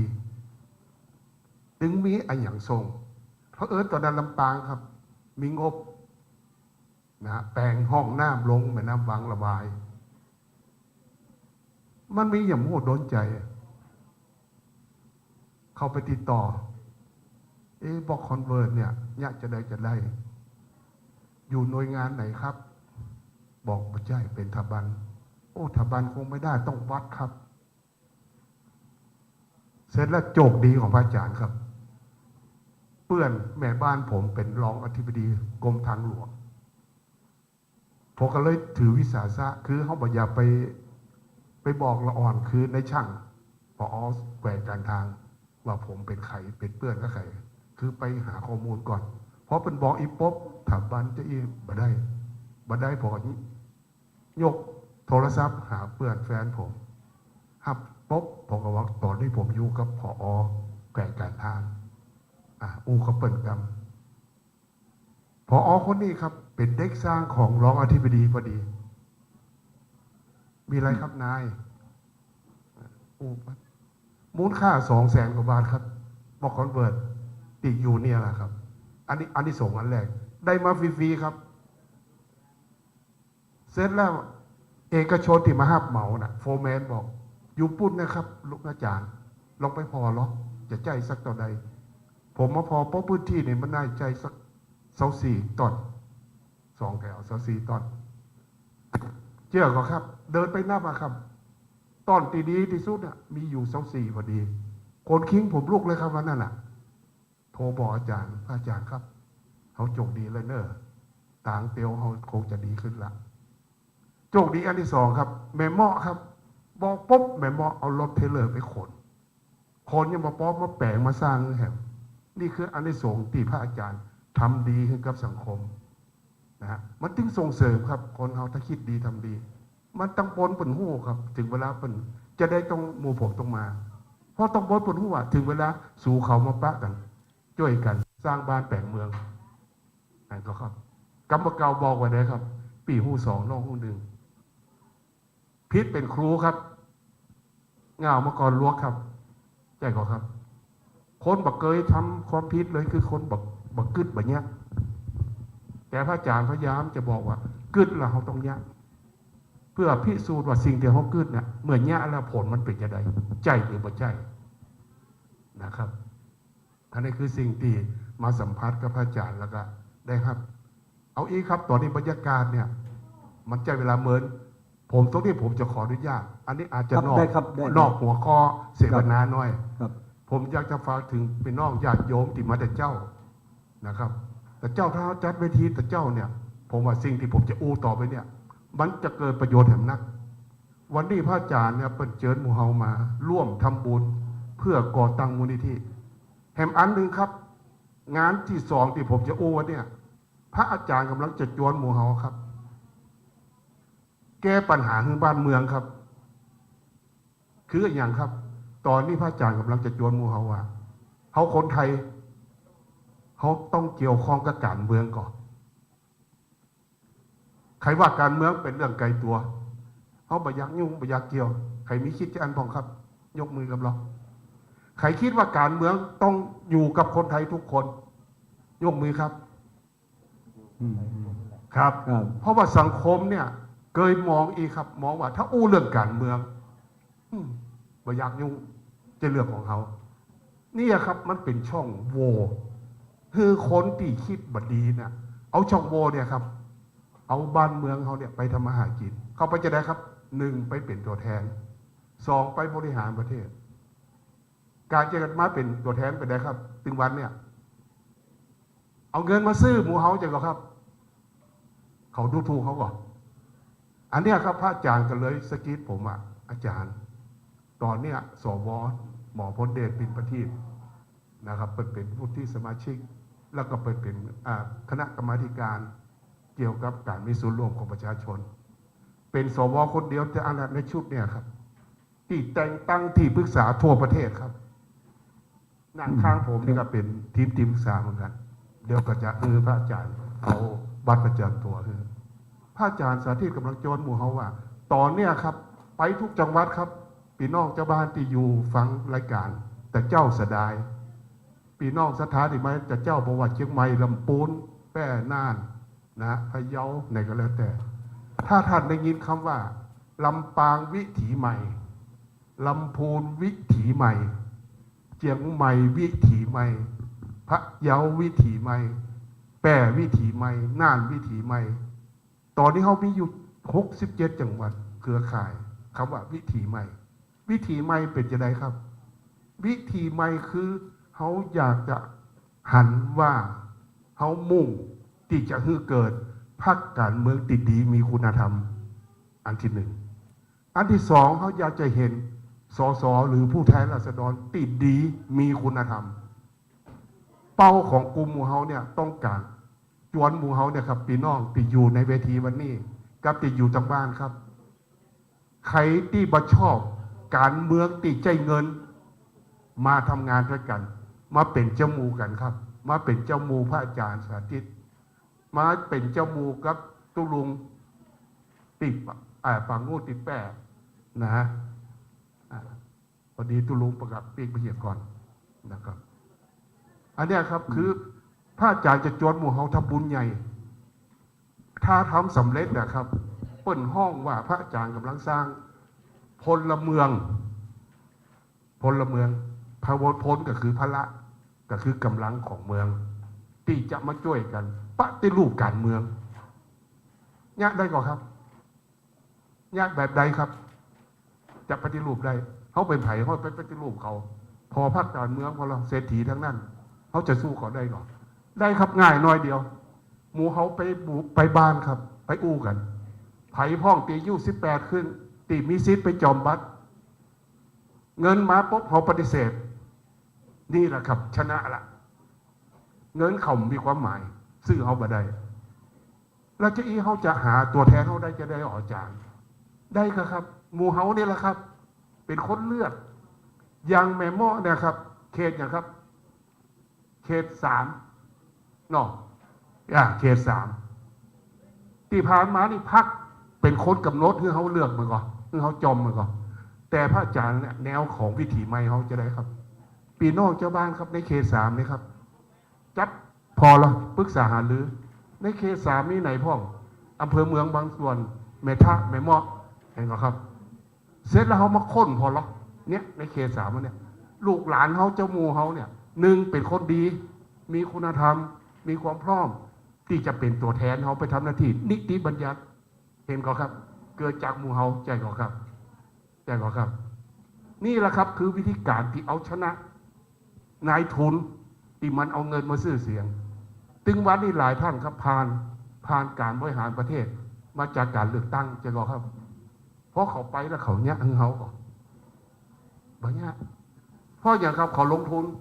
อย่างลำปางเนี่ยคนที่ได้เนี่ยเขาลงทุนอะไรครับมาต่ำกว่า30 ล้านสอเงินเดือนแต่ใดครับเป็น4 ปีครับเอาปีละ1.5 ล้านเห็นครับได้เงินอยู่4-5 ล้านแล้วนะแต่เงินมาลงทุนไป30 กว่าล้านเนี่ยครับแล้วมันจะไปโกงไปกินกันครับใจก็ไม่ใช่ แต่แนวที่พระอาจารย์กำลังจะจวนหมู่เฮาคำว่าวิถีใหม่เนี่ยมาจวนให้หมู่เฮาค้นหาพรรคดีๆมีคุณธรรมมาค้นหาตัวแทนดีๆมีคุณธรรมโดยใครครับโดยหมู่เฮานี่แหละครับเอาชนะได้ครับปฏิรูปการเมืองได้อันเนี้ยวันนี้ผมอยากจะแต่เจ้าผมยังเสียดายโอกาสแต่เจ้าคนจัดนัดผมก็อยากจะมาเจอจวนที่ว่า พระอาจารย์กำลังจะจวนหมู่เฮาเนี่ยทำบุญใหญ่ให้กับประเทศใจก็ครับถ้าเป็นเจ้าผมจะว่าเอ๊ะ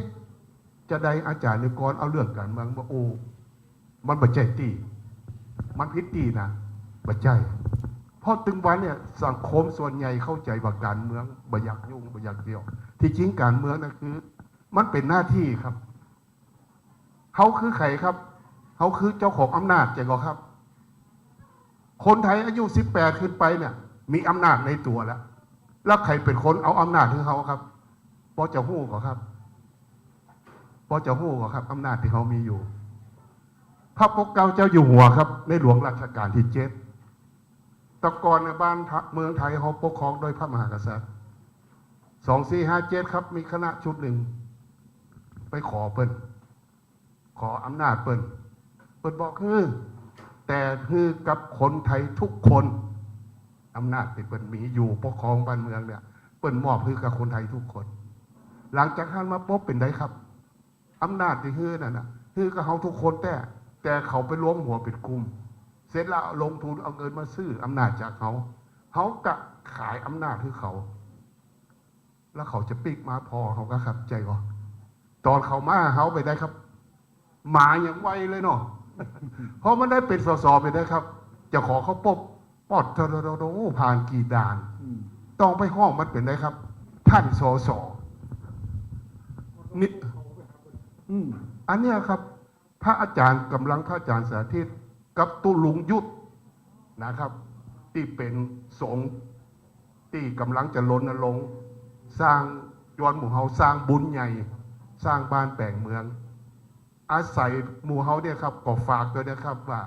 ปีหู2 1ปิกไปบางปุ๊บไปจวนไปอู้กันครับอู้แล้วไม่ไผ่เอาตัวพ่องปิกมาบอกพระอาจารย์สาธิตนะครับครับอันนี้ผมขออนุญาตประชาสัมพันธ์และอู้ฝากการบ้านกับหมู่เฮาไปตัว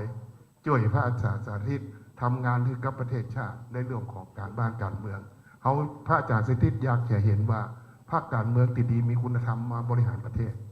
เขาอยากได้ตัวแทนที่ดีมีคุณธรรมไปทำหน้าที่นิติบัญญัติถึงหมู่เฮานะครับขอฝากตัวครับครับขอบคุณครับขอบคุณครับครับโอ้ดีกำแล้วครับก็เป็นความคิดดีๆนะเพราะว่าวันนี้เนี่ยเราอย่างอาจารย์นิกรเป็นตั้งเก้าเกี่ยวว่าการเมืองมันเกี่ยวข้องกับเราทุกเวลาทุกตารางนิ้วของพื้นที่เนี่ยแล้วเขาก็นั่งพ่อเปิ้นนะครับดูเขารวยช่วยเขาวิ่ง เหมือนกับนั่งพอไปเล่นไพ่คืนหุ่งเนี่ยเขาได้ซักบาทนั่งด้วยเปิ้นจนเตียวจนก้นพุทธดูเขารวยแล้วก็ช่วยเขาวิ่งยังกล้าหวยแชร์หวยเนี่ยแตงผมนี่แตงจนมุ้ยแตงยังไงมาเติมถูกแล้วเสร็จแล้วเจ้ามือมันอยู่ข้างบ้านผมเนี่ยมันบอกหาขอสูญยั่งกันเดิมนี่ก่อนนะมันตึงบัดถูกด้วยสู่เอาตังไปเนี่ยการอื่นนะฮะจุดพ่อมมีตีเก็บสตางค์ไว้มันบอกนี่แต่เจ้ามือหวยวันนี้นี่เขานั่งอยู่เฉยๆเนี่ยนะครับมันแตงมันเกินเขาก็ยกไปแตงกับเจ้าที่ใหญ่กว่าแตงที่เจ้าใหญ่กว่าเงินเมื่อยไปที่สูงสุดปุ๊บเนาะมันเหมือนกับสูบหน้า50 นิ้วเนี่ยดูดเอาน้ำเจ้าบ้านไปทุกวันที่1กับวันที่16ดูดไปติ๊กเอาง่ายๆเขาต้องเกิดอย่างนั้นแค่ซบเตือนเนี่ยถามว่าแต่ว่านี่ถูกหวยกี่คนอ่ะถูกกี่คนโมเป็นอย่างแต่ถามว่าที่ซื้อเนี่ยกี่คนพิมตึงบ้านน่ะต่างตึงบ้านเนี่ยแล้วไม่ใช่แค่ซบเตือนซบปากท่านนี่ห้วยชิงไปจนพดพุ่นน่ะวังเหนือพุ่นน่ะนี่กล้าลำปางน่ะนี่มันจะข้ามไปละปูนเชียงใหม่มันเคาะเพื่อเขาไปทุกวันที่1กับวันที่16 แล้วมูเนี่ยเอาสตางค์ปิกมาซื้อเฮากับมาซื้อออมนาจจะไปผลานถนนทุกสายนี่ผมเพิ่มเมื่ออาจารย์ที่ก่อนเบื่อขึ้นหันถนนทุกสายที่เฮาวิ่งเนี่ยสมมติว่าราคา100เนี่ยมันแต่ง20 บาทนั่นน่ะ100 บาทนี่นะถนนมูนี่นะ100 บาทมันแต่งกะ20 บาทบ่เกิน3 เดือนมันตึงเป็นหลุมเป็นบ่อลดลงหลุมลงบ่อเพราะมันแต่ง100ไปได้มันต้องไปทอนขึ้นกันแหมที่อาจารย์บอกว่าเงินเดือนสอจะได้เหรอ100,000 200,000เนี่ยปีล้านปลายเนี่ยมันได้หรอกมันต้องได้กะเงินทอนอย่างอี้เพราะนั้นหันตัวให้ก็แล้วกันนะวิถีใหม่นี่นะจะเกิดขึ้นอย่างใดบ่ว่าเขาจะร่วมกัน ครับตอนนี้ขอตามบนเวทีเดี๋ยวจะถอดผ้าป่าละก็กลัวใจเวลาเมินไปเพื่ออย่าแห่ผ้าป่าเอาคนสั้นๆนะครับอยากหันสถาบันซบเตินเป็นจะได้ พอดีเป็นสถานการณ์ที่มีน้องเขาพูดเรื่องเยาวชนเนาะในฐานะที่เป็นครูนะคะ พอดีเคยจัดกิจกรรมอบรมเรื่องของการป้องกันนักดื่มหน้าใหม่ของเทศบาล5 นครลำปางนะคะ เมื่อ5 ปีที่แล้วนะคะ คือยอมรับว่าพระอาจารย์มี เป็นครูเองแต่ว่ายอมรับว่ายังมีวิธีหรือกลยุทธ์หรือจิตวิทยาไม่เท่าพระอาจารย์สาธิตเลยนะคะ ครูเขา10 กว่าคนค่ะ นั่งในห้องประชุมคือไปโรงเรียนอื่นไม่เจอนะคะแต่ไปเจอที่ท5 ครู10 กว่าคนนี้นั่งกับเราตั้งแต่เช้าทั้งจนเย็นเนาะแล้วบอกด้วยว่าอาจารย์ชอบมากคือชอบเทคนิคของการสอนคือท่านไม่ได้พูดเชิงตลกเหมือนออกชื่อก็ได้พระมหาสมปองนะคะคือท่านเป็นคนที่ตลกแบบคือมันตลกในธรรมชาติไม่ใช่ว่าทำให้ตลกนะคะคือมีเทคนิคที่ทำให้เด็กได้ทั้งสาระและความรู้เรียกว่าคือเป็นสาระบันเทิงแล้วเด็กก็จะไม่เบื่อครูเขาคิดดูว่าครูไม่ได้บังคับให้ครูอบรมด้วยนะแต่ครูอยู่ตลอดแล้วบอกว่าอาจารย์ดีมากเลยเนี่ยเขาจะเอาคือนั่งฟังตลอดเนี่ยเพราะจะเอาเทคนิคไปใช้สอนนะคะเพราะฉะนั้นถ้าอันนี้คือสิ่งที่มีในตัวท่านว่าท่านสามารถถ่ายทอดคือแบบไม่ใช่ถ่ายทอดอย่างเดียวเนาะมีส่วนร่วมนะคือสอนแบบมีส่วนร่วมมีกิจกรรมมีส่วนร่วมทำให้น่าสนใจแล้วไม่น่าเบื่อแล้วก็มีประโยชน์ด้วยค่ะอันนี้คือสิ่งที่ท่านมีที่วิทยากรอื่นอาจจะไม่มีหรืออย่างตัวเองก็ไม่ได้มีนะคะเพราะว่าจะเป็นคนที่ตรงๆซื่อๆนะคะอันนี้ก็ถ้ามีโอกาสว่าใครที่ลูกหลานมีปัญหาก็ลองเอามานั่งเสวนากับท่านดูเพราะว่าเด็กที่มาปลูกต้นไม้นะคะหลังจากปลูกแล้วเนี่ยยังกลับมาหาท่านนะคะเอา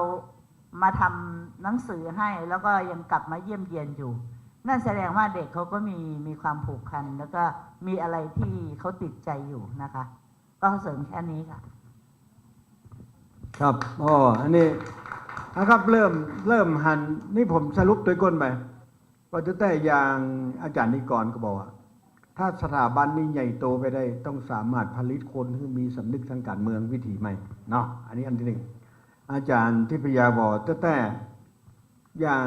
สถาบันซบเติมมีพระอาจารย์เป็นผู้นำเนี่ยไม่ใช่ผู้นำเพียงเป็นบุคคลเฉยแต่ลักวิธีการที่เข้าใจธรรมชาติของมนุษย์เข้าใจจิตวิทยาที่ไปแจ้งกับคนที่ติดตามเนี่ยมีนักเขาก็อยากจะได้พระสงฆ์อย่างเงี้ยเกิดขึ้นหรือเยาวชนอย่างเงี้ยเกิดขึ้นสืบทอดเจตนารมณ์นี่อันนี้อย่างที่ 2ไผ่พ่อท่องได้แค่หันโรงเรียนผู้สูงอายุนี่เป็นจะได้หันถ้าใน5 ปี 10 ปีไปข้างหน้านี่ขาดหวังอะไรอย่างครับครับผมก็อยากจะเห็นว่าโรงเรียนผู้สูงอายุแต่ไม่ใช่แต่ผู้สูงอายุอย่างเดียวครับทั้งเด็กและประชาชนทุกรูปทุกนามที่มาเข้ามาในวัดนี้นะครับบางท่านศรัทธาบางท่านผมก็นั่งฟังอยู่บางท่านที่มาถึงแล้วมองหาปฏิสังขรณ์ไหนเราโบสถ์ไหนเราวิหารตรงนี้นะครับท่านลองมาถามพระอาจารย์สาธิตดูแล้วท่านจะบอกอย่างที่บอกผมนะครับโบสถ์วิหารอยู่ที่ใจเราครับจริงหรือไม่ครับขอเสียงตบมือสักนิดครับครับนี่แหละครับ ทุกสิ่งทุกอย่างถ้าใจเราสู้ เราก็จะสู้ไปกับอาจารย์พระอาจารย์เราได้ตลอดรอดฝั่งเพราะฉะนั้นเราก็ขอให้โรงเรียนผู้สูงอายุนี้และสถาบันธรรมวิวัฒน์นี้ทำสิ่งหนึ่งสิ่งใดก็จงสำเร็จตามที่พวกเราตั้งใจไว้ด้วยกันครับขอบคุณครับ สาธุครับสาธุครับต่อไปครับใครก็ได้ครับโอ้ยากขันมันก้าวไปนะเดี๋ยวปอทองแดงก็บอกว่าอยากขันโรงเรียนผู้สูงอายุเปิดขอบเขตไปไม่ใช่เฉพาะผู้สูงอายุทุกเพศทุกวัยได้ประโยชน์จะไม่มุ่งโบสถ์วิหารประมาณนี้ครับ ครับจริงๆก็ต้องบอกว่าเอาใจกำปอทองแดงครับเป็นคนเริ่มต้นว่าก็ไม่ใหญ่ครับ ถ้าเป็นมูลนิธิเนี่ยมันจะเห็นว่ามันจะมีคนเอาหลายๆตีเอาปุ๋ยมาใส่ครับการเป็นมูลนิธิจะมีคนหลายๆตีมีปุ๋ยหลายๆสูตรตีเอามาใส่คือก็ไม่ก็เนี่ยมันสมบูรณ์ยิ่งขึ้น แล้วก็สามารถเป็นห่มคือกับคนหลายๆคนครับตีมาปึ่งปลาอาศัยได้และอย่างยืนตัวครับสั้นๆประมาณนี้ครับครับท่านต่อไปเลยครับแต่นี่อยากขันคนอื่นมาร่วมใส่ปุ๋ยถ้าเป็นมูลนิธิได้ใส่ปุ๋ยแน่นอนตั้งใครจะก่อนก็ได้ครับผมครับอยากเห็นในยังกับสถาบันครับก็อยากตอนนี้สำหรับผมนะครับพวกเด็กและเยาวชนนะครับก็มาช่วยเหลือกันอย่างกลางเต็นท์นะครับก็จะเห็นได้ว่ามีเด็กเข้ามามีการชักจูงเข้ามาในวัดอย่างเงี้ยนะครับผมซึ่งทำให้บางทีผมคิดว่ามันเป็นสิ่งที่ดีครับเพราะว่าด้วยความที่พระอาจารย์สาธิตนะครับเขามีหลักคำสอนที่ค่อนข้างจะไม่เหมือนที่อื่นสมมุติว่าผมขอยกตัวอย่างนะครับอย่างงานขึ้นปีใหม่ครับถ้าเป็นวัดอื่นใช่ไหมครับก็จะต้องไปไหว้พระสวดข้ามคืนครับแต่ว่าพระอาจารย์สาธิตก็จะเน้นไปที่คำสอนเลยครับผมแล้วก็มีกิจกรรมต่างๆซึ่งสิ่งนี้นะครับผมที่เป็นสิ่งที่ดีอยู่แล้วแล้วก็ในอนาคตผมเชื่อว่าเด็กและเยาวชนนะครับก็จะมีการเติบโตมีการตื่นตัวแล้วก็เติบโตไปด้วยกันกับสถาบันนะครับผมนี่คือสิ่งที่ผมอยากพูดครับครับเอาละครับต่ออะไรครับขอบคุณค่ะสิ่งที่อยากจะเห็นว่าในอนาคตต่อไปสถาบันจะเป็นอย่างไรนะคะสำหรับดิฉันเองนะคะอยากจะเห็นสถาบันเป็นแหล่งเพาะพันธุ์คุณความรู้คุณธรรมจริยธรรมให้แก่เด็กและเยาวชนและเป็นที่พึ่งของทุกกลุ่มวัยแล้วอย่าลืมว่าสังคมจะเป็นอย่างไรต้องเริ่มจากตัวเราเองเป็นสำคัญที่สุดนะคะการปลูกฝังคุณธรรมจริยธรรม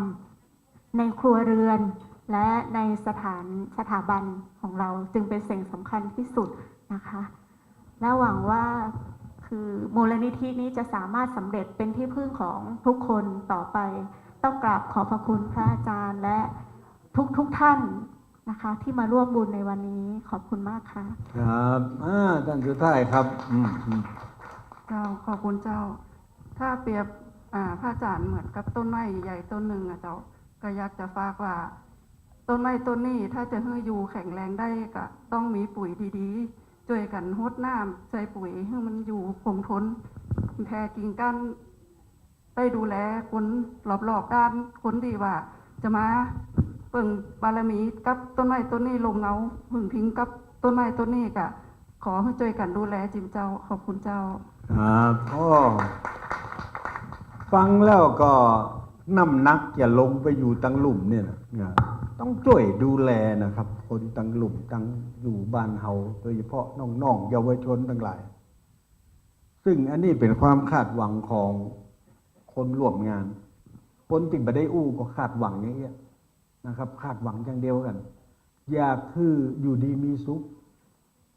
อยากคืออยู่ดีมีสุขทั่วหน้ากันบ่เบียดเบียนกันเอาใจใส่กันดูแลกันเหมือนพี่เหมือนน้องโอ้โหแหละแต่ว่าเหมือนนกอะถ้าก็ไม่ใหญ่ๆมีใบหนาเขามาแป่งห่างเขาก็เข้ามาอยู่ใกล้ๆเพราะฉะนั้นเนี่ยถามว่าถ้าเป็นคริสเตียนเนี่ยนะสมมติว่าเนี่ยผมก็ฟังเปิดมาผมก็ไปเจ้าพูดอย่างมัวเนี่ยไปบอกว่าตายไปแล้วเนี่ยถ้าเจ้าจะแป่งอุทยานอย่างเงี้ยเ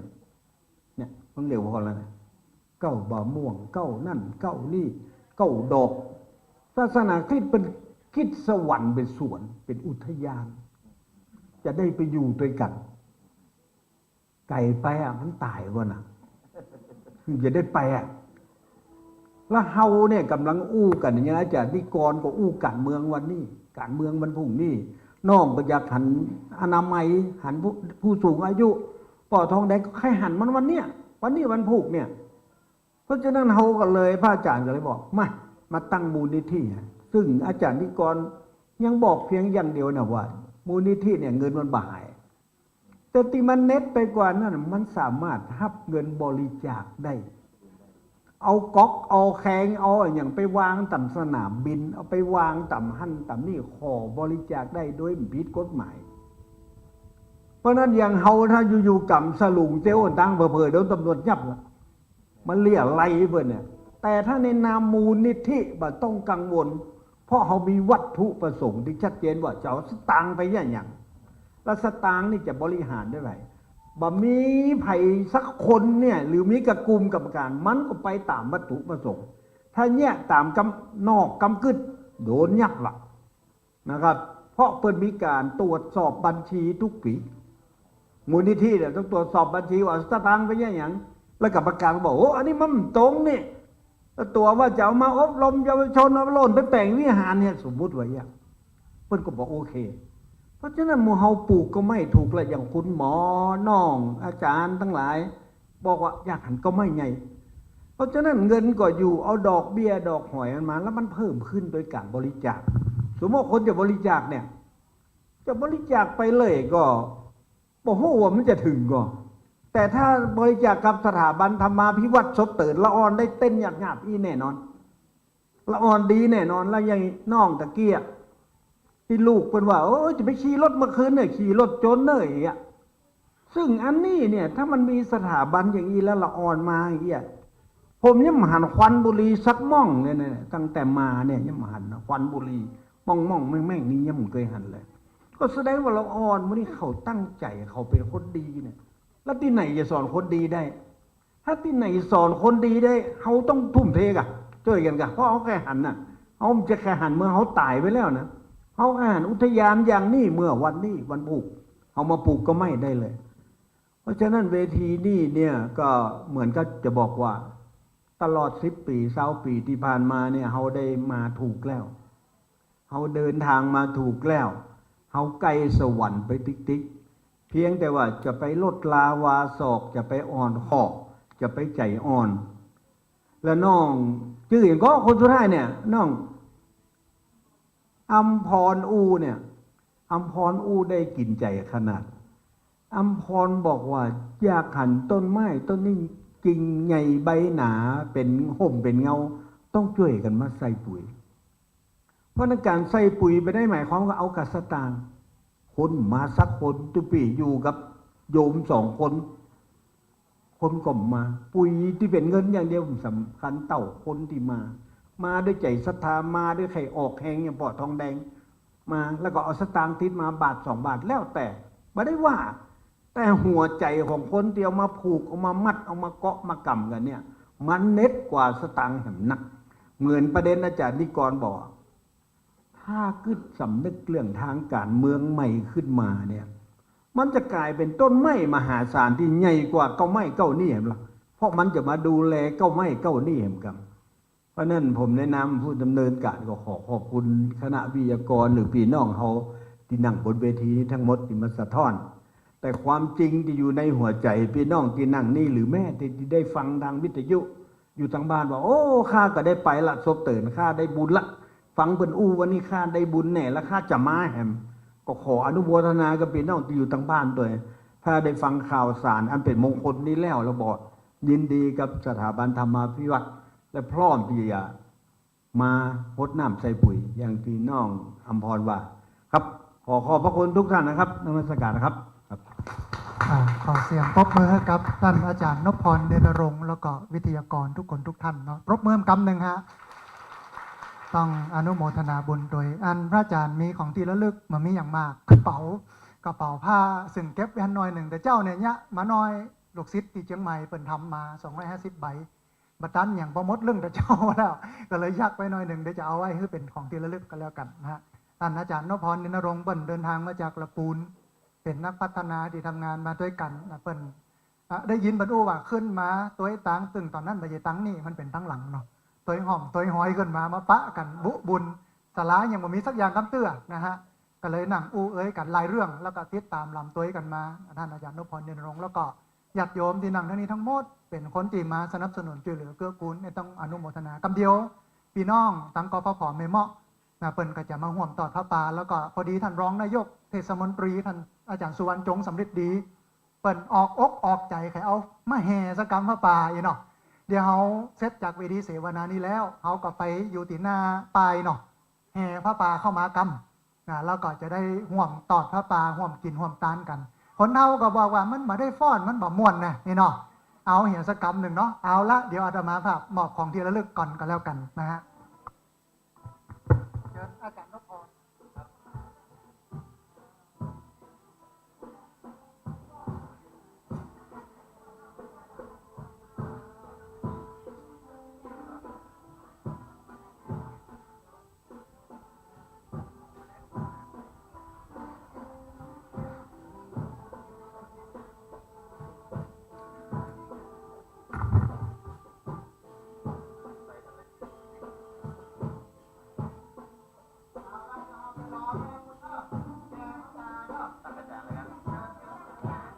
ครับผม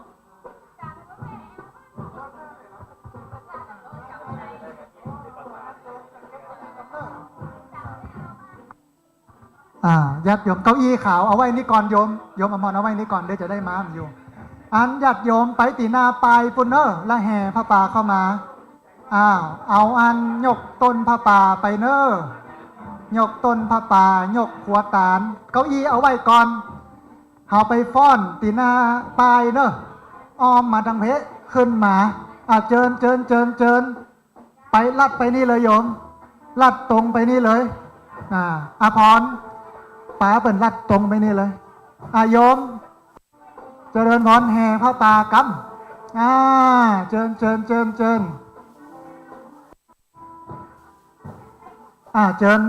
เนอเสร็จแล้วเดี๋ยวเราจะมาถวายตาลกันตั้งบนเนาะสาธุเจริญพรตาแต๋วมหากำเนอตาแต๋วอยู่ที่ไหนมหาพระอาจารย์กำ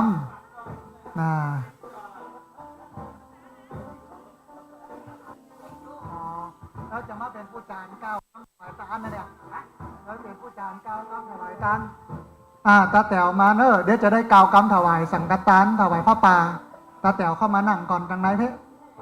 มานั่งทางไหนเพะเจิญเนอะอันนี้ไว้ก่อนโยมแม่ไปแห่พระป่าก่อนไปฟ้อนอย่ากำเนาะ สาธุอาจารย์โอ้อนุโมทนาบุญอาจารย์สาธุอนุโมขอบใจขอบอกมากๆอาจารย์สาธุไปทำงานอาจารย์เดี๋ยวแห่พระป่าก่อนเนอะสาธุเอาแห่พระป่าขวดตาลมาเนอะยกเก้าปัจจัยไปเนอะยกกับปัจจัยไปยกขวไปเนอะนะฮะเดี๋ยวเราจะได้แห่พระป่าเนาะเจริญพรเนอะอันศรัทธาสาธุชนทั้งหลายตอนนี้พระป่าการจัดตั้งมูลนิธิสถาบันธรรมาภิวัตรกำลังแห่แห่นแต่นแต่กันดูปุ่นแล้วกำเดียวจะเคลื่อนมาตัวต่างนะฮะจะได้มาถวายพระป่ากันในวันนี้นะฮะแล้วก็บังเกิน3 โมง เสร็จแน่นอนนะต้องอนุโมทนาบุญกับเจ้าของเครื่องเสียงซบปาดเนอะได้มาร่วมบุญกันนะแห่แห่นแต่นแต่กันไปไปเลยโยมไปเลยเจิญโยมเจิญ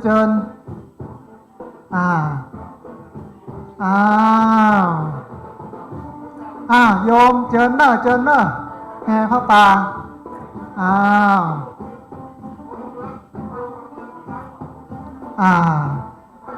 แห่กันมาเนอะพี่น้องที่ไหนตังใดก็ไปช่วยกันแห่หมู่นี้ไปตัวเนอะไปช่วยกันแห่ แห่ผ้าป่าไปฟ้อนมานะอันนี้เป็นบรรยากาศของสถาบันธรรมาภิวัตน์ซึ่งครบรอบ1 ทศวรรษ 10 ปีที่พักสงฆ์สถาบันธรรมาภิวัตน์ตะกี้นั้นเป็นเวทีเสวนา1 ทศวรรษ 10 ปีที่พักสงฆ์สถาบันธรรมาภิวัตน์ความดีความงามคุณค่าและความหมายต่อสังคมต้องอนุโมทนาบุญตัวเองที่ญาติโยมทั้งหลายได้มาร่วมบุญกันแต่เจ้าผู้คนมากันนักมากันหลาย700-800 ชีวิตตอนนี้กำลังแห่พระป่าเข้ามาเจริญพรเจริญพรอาจารย์ท่านรองนายกเทศมนตรีเทศบาลตำบลแม่เมาะท่านอาจารย์สุวรรณจงสำริดดีซึ่งเป็นลูกศิษย์ลูกหาของอาตมาภาพเปิ้นก็เอาพระป่ามาแห่เพื่อกับพี่น้องทั้งหลายได้ม่วนได้งานได้ฟ้อนได้ลำกันตามภาษาความสุขของพี่น้องชาวพุทธเฮาเปิ้นว่าเสียงก้องเสียงกองเสียงมองต่ำเข้าเสียงตุเจ้าเตดธรรมนี่เป็นเสียงธรรมเสียงทิพย์มันม่วนมันงานมันสั่นมันเล้าเนาะเจริญพรพระป่าอันเสร็จแล้วก็แห่มาตัวตางเพนนะฮะแห่มาตามตางแห่มาตัวตางเจิญเจิญ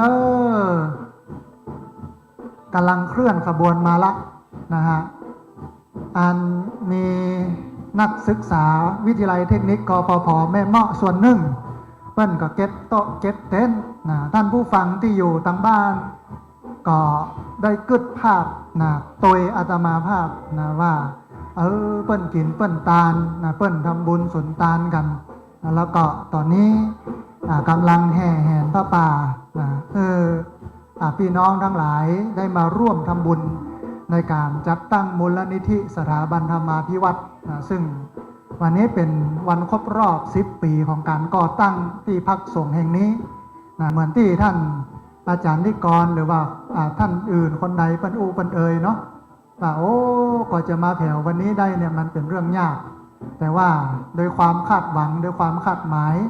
เปิ้นก็อยากจะให้เป็นองค์กรที่เป็นประโยชน์ต่อพ่อแม่พี่น้องที่อยู่ตัวบ้านตัวจองนะฮะพระป่าคณะพระป่ามาแล้วเนอ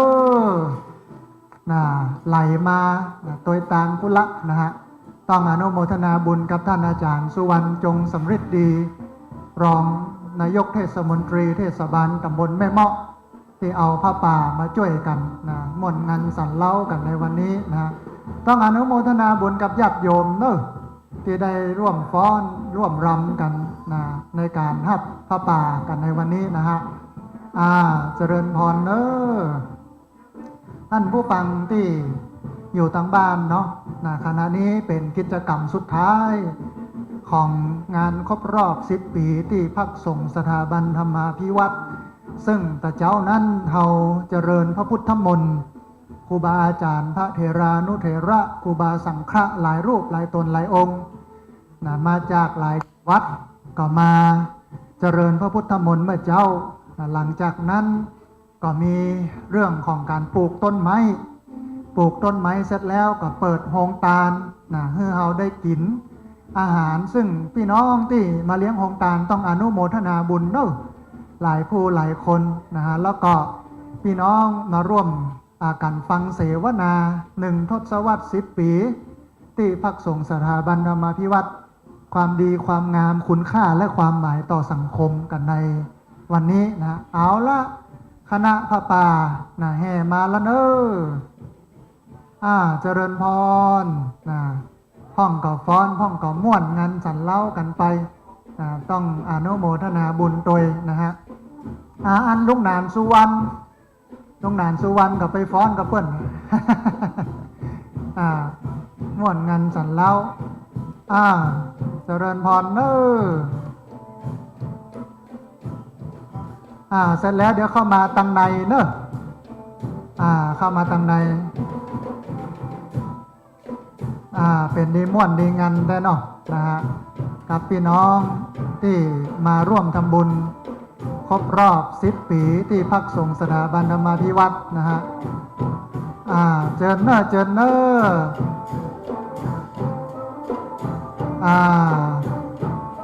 ม่วนงานสันเล้ากันนะฮะมีการโปรยทานตัวมีการโปรยเหรียญแจกทานตัวเนอะต้องอนุโมทนาบุญตัว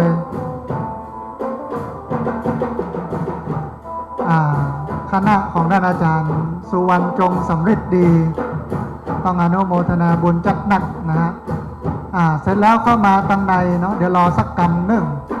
รอคณะที่กำลังแห่แห่เต้นแต่กันเข้ามาจะได้มากินมาตานงานครบรอบ10 ปีปีนี้ก็คึกคักนะแล้วก็คึกดีเป็นยะเป็นอย่าง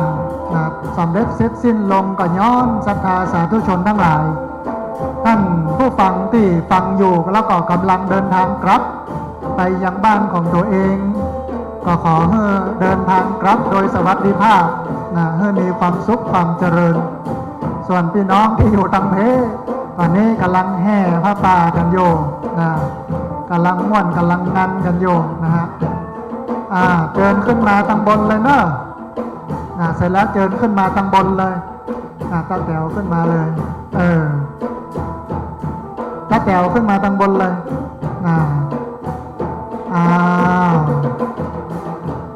เพื่อปั้นแห่กันไปก่อนเอายกขึ้นมาตั้งไว้ก่อนนะเดี๋ยวจะได้กล่าวกรรมถวายเดี๋ยวหนูมดจะได้แจ้งยอดเหลังยิกจะได้แจ้งยอด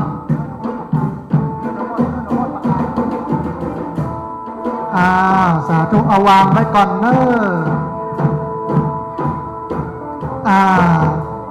กำลังม่วนละ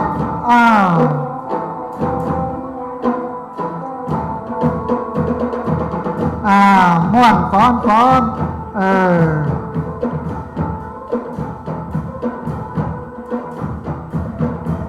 ม่วนงานสันเล้ากันไปครับ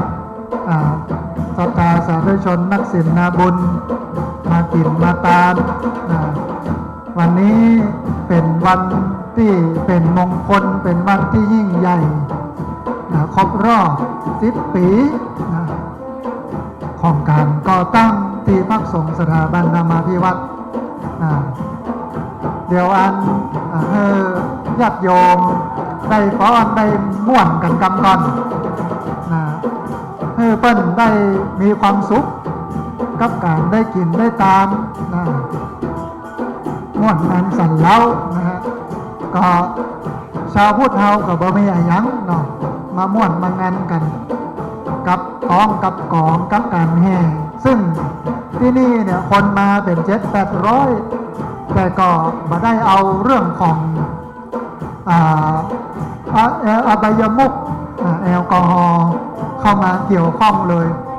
มามีเรื่องของการกินเหล้ากินยามามีเรื่องของการสูบบุหรี่คน700-800 คนเป็นบุญเป็นกุศลมากินมาตานกันต้องอนุโมทนาบุญกับญาติโยมที่ไม่ว่าจะเป็นเจียงใหม่ลำพูนลำปางแต้น่านพะเยาเชียงรายแม่ฮ่องสอนจังหวัดไหนที่ใดตั้งอื่นตั้งไกลที่มากินมาตานด้วยกันต้องอนุโมทนาบุญโดยกับศรัทธาสาธุชนทุกคนทุกท่านนะฮะคำเดียวถ้ากองเปิ้นจบแล้วก็ขึ้นมาพักตอนนี้ม่วนกันก่อนอาจารย์สุวรรณจงสำเร็จดีถ้าใครจะแห่เนอะไปติดต่อเปิ้นเตอะอาจารย์สุวรรณจงสำเร็จดีก็ม่วนงานสันเล้ากันแล้วก็เอาหันละอ่อนนิดนักศึกษาวิทยาลัยเทคนิคกปภแม่เมาะกำลัง7 โต๊ะ 7 เต็นท์ก็เป็นดีม่วนดีงานนะฮะต้องอนุโมทนาบุญตัวกับญาติโยมที่มากินมาตามกันเนอะได้ม่วนได้งานกันพอสมควรวันนี้ที่พักสงฆ์สถาบันธรรมาภิวัตร ปกติเขาตั้งไว้บ่าย3 โมงแต่ตอนเนี้ยได้บ่าย2 โมงครึ่งพอดีในการกินการทานในการทำบุญนะฮะ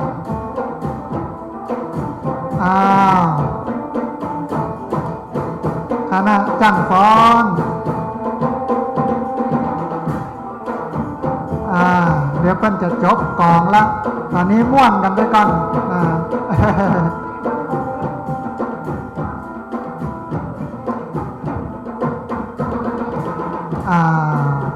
กองเริ่มลงแล้วฮะหลังจากนั้นศรัทธาสาธุชนทั้งหลายก็เข้ามาตังในเนอเจิญเนอเจิญเข้ามาตังบนเนอจะได้มากินมาตามกันเจิญเข้ามาตังในนะฮะกำเดียวก็จะได้กล่าวกรรมถวายปัจจัยไตรยธรรมไหว้พระเหียกรรม1 ก่อนนะต้องอนุโมทนาบุญแต่กับพี่น้องชาวบ้านหลายที่หลายตางหลายหน่วยงานมาร่วมกินร่วมตามกันในงานบุญใหญ่ครบรอบ10 ปีที่พักสงฆ์สถาบันธรรมาภิวัตร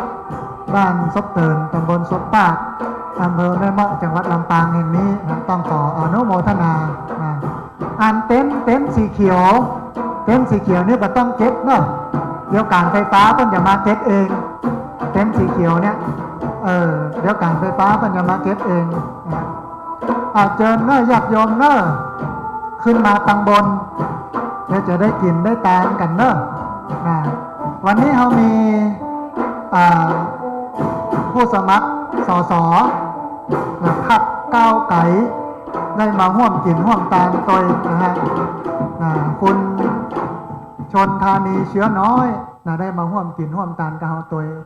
สาธุปรบมือกับจังฟ้อนปรบมือกับสลาแห่ดังๆเนอะ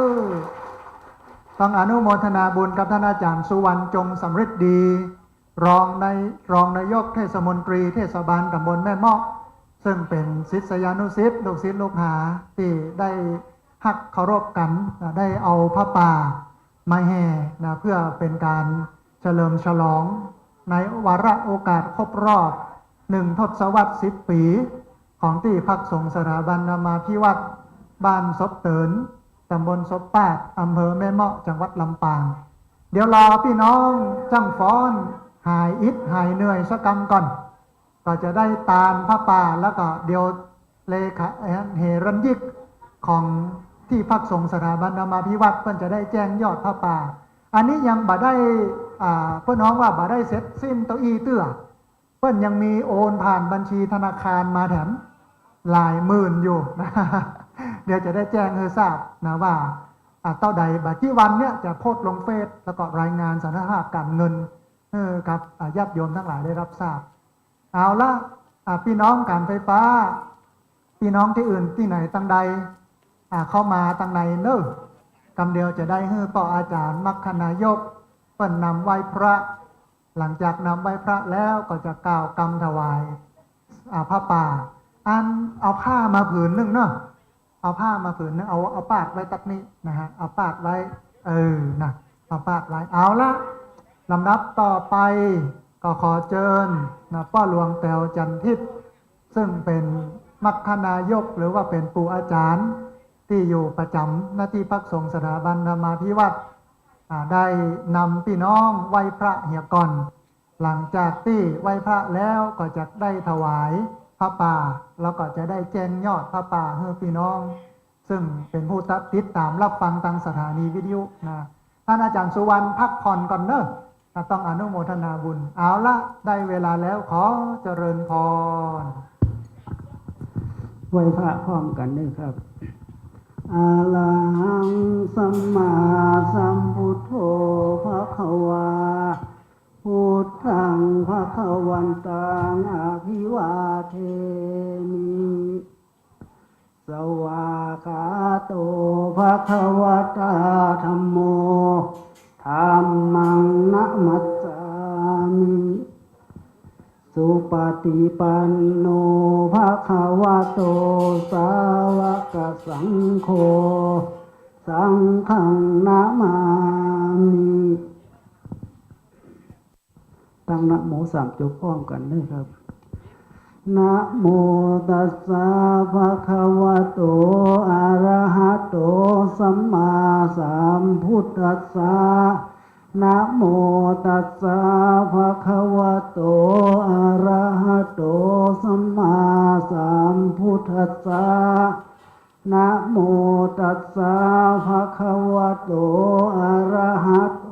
สัมมาสัมพุทธัสสะกล่าวคำถวายตามตัวผมนึกครับอิมานิมายังพันเตทายทานานิสัปปะริวารานิภิกขุสังคัสสะโอโนสยามะสาธุโนพันเตภิกขุสังโฆอิมานิทายทานานิสัปปะริวารานิปฏิคันหาตุอามหากังทีฆรตังหิตายะสุขายะข้าแด่พระสงฆ์ผู้เจริญข้าพเจ้าทั้งหลายขอน้อมถวายไทยธรรมพร้อมกับของอันเป็นบริวารทั้งหลายเหล่านี้แด่พระสงฆ์ขอพระสงฆ์จงรับไทยธรรมพร้อมกับของอันเป็นบริวารทั้งหลายเหล่านี้ของข้าพเจ้าทั้งหลายเพื่อประโยชน์และความสุขความเจริญแก่ข้าพเจ้าทั้งหลายตลอดกาลและนานเทินสาธุลำดับต่อไปพระสงฆ์จะได้พิจารณาพระป่า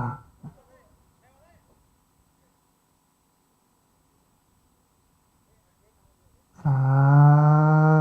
ธุลำดับต่อไปขอเจริญพรญาติโยมได้มาเป็นตัวแทนประเคนปัจจัยมีอยู่4ท่านเนาะเตรียมไว้นะฮะเจริญพรคุณโยมที่นั่งตั้งหน้าป้อทองแดงมาเกณฑ์จ่อสตังค์จ่อปัจจัยเนาะเจริญพรโยมป้อได้ยกขึ้นหมู่เฮาประนมมือสาธุด้วยกันเนอะสาธุเจริญพรเดี๋ยวเจิญคุณโยมชนธานีเชื้อน้อยซึ่งเป็นผู้สมัครสสพรรคก้าวไกลได้มาเกณฑ์ปัจจัยเป็นตัวแทนพี่น้องญาติโยมเปิ้นมาร่วมออกโครงการได้มาร่วมทำบุญตัวยแล้วก็พี่น้องการไฟฟ้าเนาะเจริญพรปัจจัยตัดนี้นะฮะหมู่เฮาประนมมือเนอะสาธุพร้อมกันสาธุสาธุอนุโมทนาเจริญพรพี่น้องการไฟฟ้าเนาะได้มาร่วมบุญตัดนี้นะฮะเจริญพรนะสาธุเจริญพรท่านหัวหน้าโครงการแม่เมาะเมืองน่าอยู่เนาะเอาวางไว้บนนี้แล้วก็ยกพานตะเคียนเลยเนาะสาธุดังๆเนอะสาธุเดี๋ยวจะถ่ายรูปอยู่เนาะหันหน้าไปทางพุทธเลยมาเอากันตัดนี้เลยเนาะต้องอนุโมทนาบุญกับกฟผ.แม่เมาะเนอะที่ได้มาร่วมสมทบทุนได้จัดตั้งมูลนิธิสถาบันธรรมาภิวัตรซึ่งบอกว่าจะได้ต่อใดนะเดี๋ยวเราก็รอฟังตั้งกรรมการเพิ่นว่าได้ต่อใดบ่ได้ต่อใดอย่างใดเนาะถ้ามันได้ปุ๊บก็จะเอาไปที่จดจัดตั้งถ้ามันบ่ได้ตื้อนี่นะก็ฝากไว้ก่อนเนาะเรามันได้ครบเอาสาธุอนุโมทนาบุญกับอันท่านหัวหน้าแล้วก็ทีมงานโครงการแม่เมาะเมืองน่าอยู่ต้องอนุโมทนาบุญสุดท้ายเจิญท่านอาจารย์ทิพยากล้าเป็นแม่หญิงนั่งตรงหน้านี่มาเกณฑ์ปัจจัยทายธรรมมาอัตกรเปิ้นเป็นครูสอนโรงเรียนลำปางกัลยาณีท่านอาจารย์ทิพยาเอาตัวนี้อาจารย์มา โมหะประนมมือสาธุดังๆสาธุเอาละเตรียมหับสินหับปอนเนอบัดนี้ญาติโยมทั้งหลายทุกผู้ทุกคนก็ได้น้อมนำมายังพระป่าเพื่อมาสมทบทุนในการจัดตั้งมูลนิธิสถาบันธรรมาภิวัตน์เพื่อให้เป็นประโยชนะแก่พี่น้องชาวบ้านในอนาคตตั้งหน้าขอบุญขอกุศลขอความดีความงามที่คนโยมได้ทำนี้นั้นจงเป็นตบะเดชะเป็นพระวะปัจจัยเป็นโอปานิสัยนำส่งญาติโยมจิวผู้จิวคนนั้นจงมีแต่ความสุขความเจริญคิดสิ่งใดประสงค์สิ่งใดปรารถนาสิ่งใด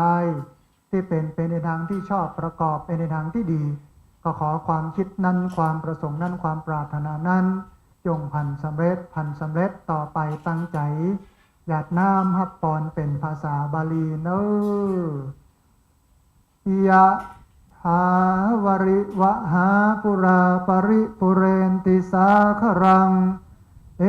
วะเมวะอิโตตินังเปตานังอุปกัมปติอิจิตังปฏิตังตุมหังคิปเมวะสมิชันตุสัพเพปุเรนตุสังกปาจันโทมณิโชติระโสยถาสัพพิติโยวิวัชชันตุสัพพะโรโควินาสตุมาเตภวัตวันตรายโยสุขีทีขายุโกภวะอภิวาทนาสิริสนิจจังวุฒาปจายโนจัตตารโอธรรมาวัฏันติอายุวันโนสุขังภะรังลำดับต่อไปเราจะได้ไหว้พระเนื้อ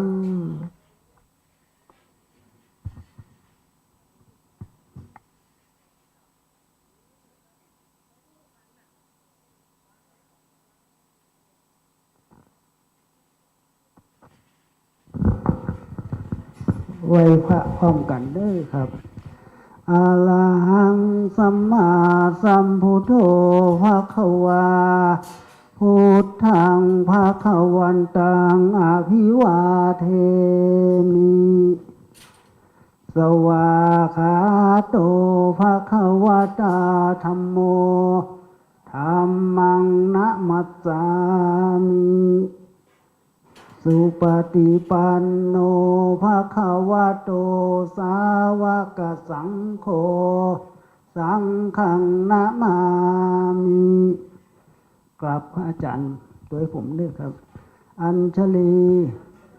วันทาอภิวาทอัญชลีวันทาอภิวาทอัญชลีวันทาอภิวาทอัญชลีวันทาอัญชลีสาธุจัตตารโอธรรมาวัฏันติอายุวันโนสุขังภะรังสาธุสาธุสาธุต้องอนุโมทนาบุญกับทุกท่านเนอะพิธีในการทำบุญตั้งแต่เจ้าพจน์ถึงวันนี้ของ10 ปีที่พักสงฆ์สถาบันธรรมาภิวัตน์เสร็จสิ้นเป็นที่เรียบร้อยแล้วขอเจริญพร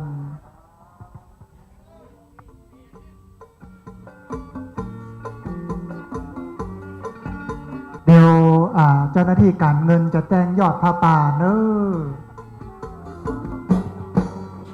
เจ้าสำหรับในการทำบุญครั้งนี้นะเจ้ายอดการทำบุญณปัจจุบันนะเจ้า 267,668 บาทเจ้า 267,668 บาทเจ้าขอบคุณเจ้า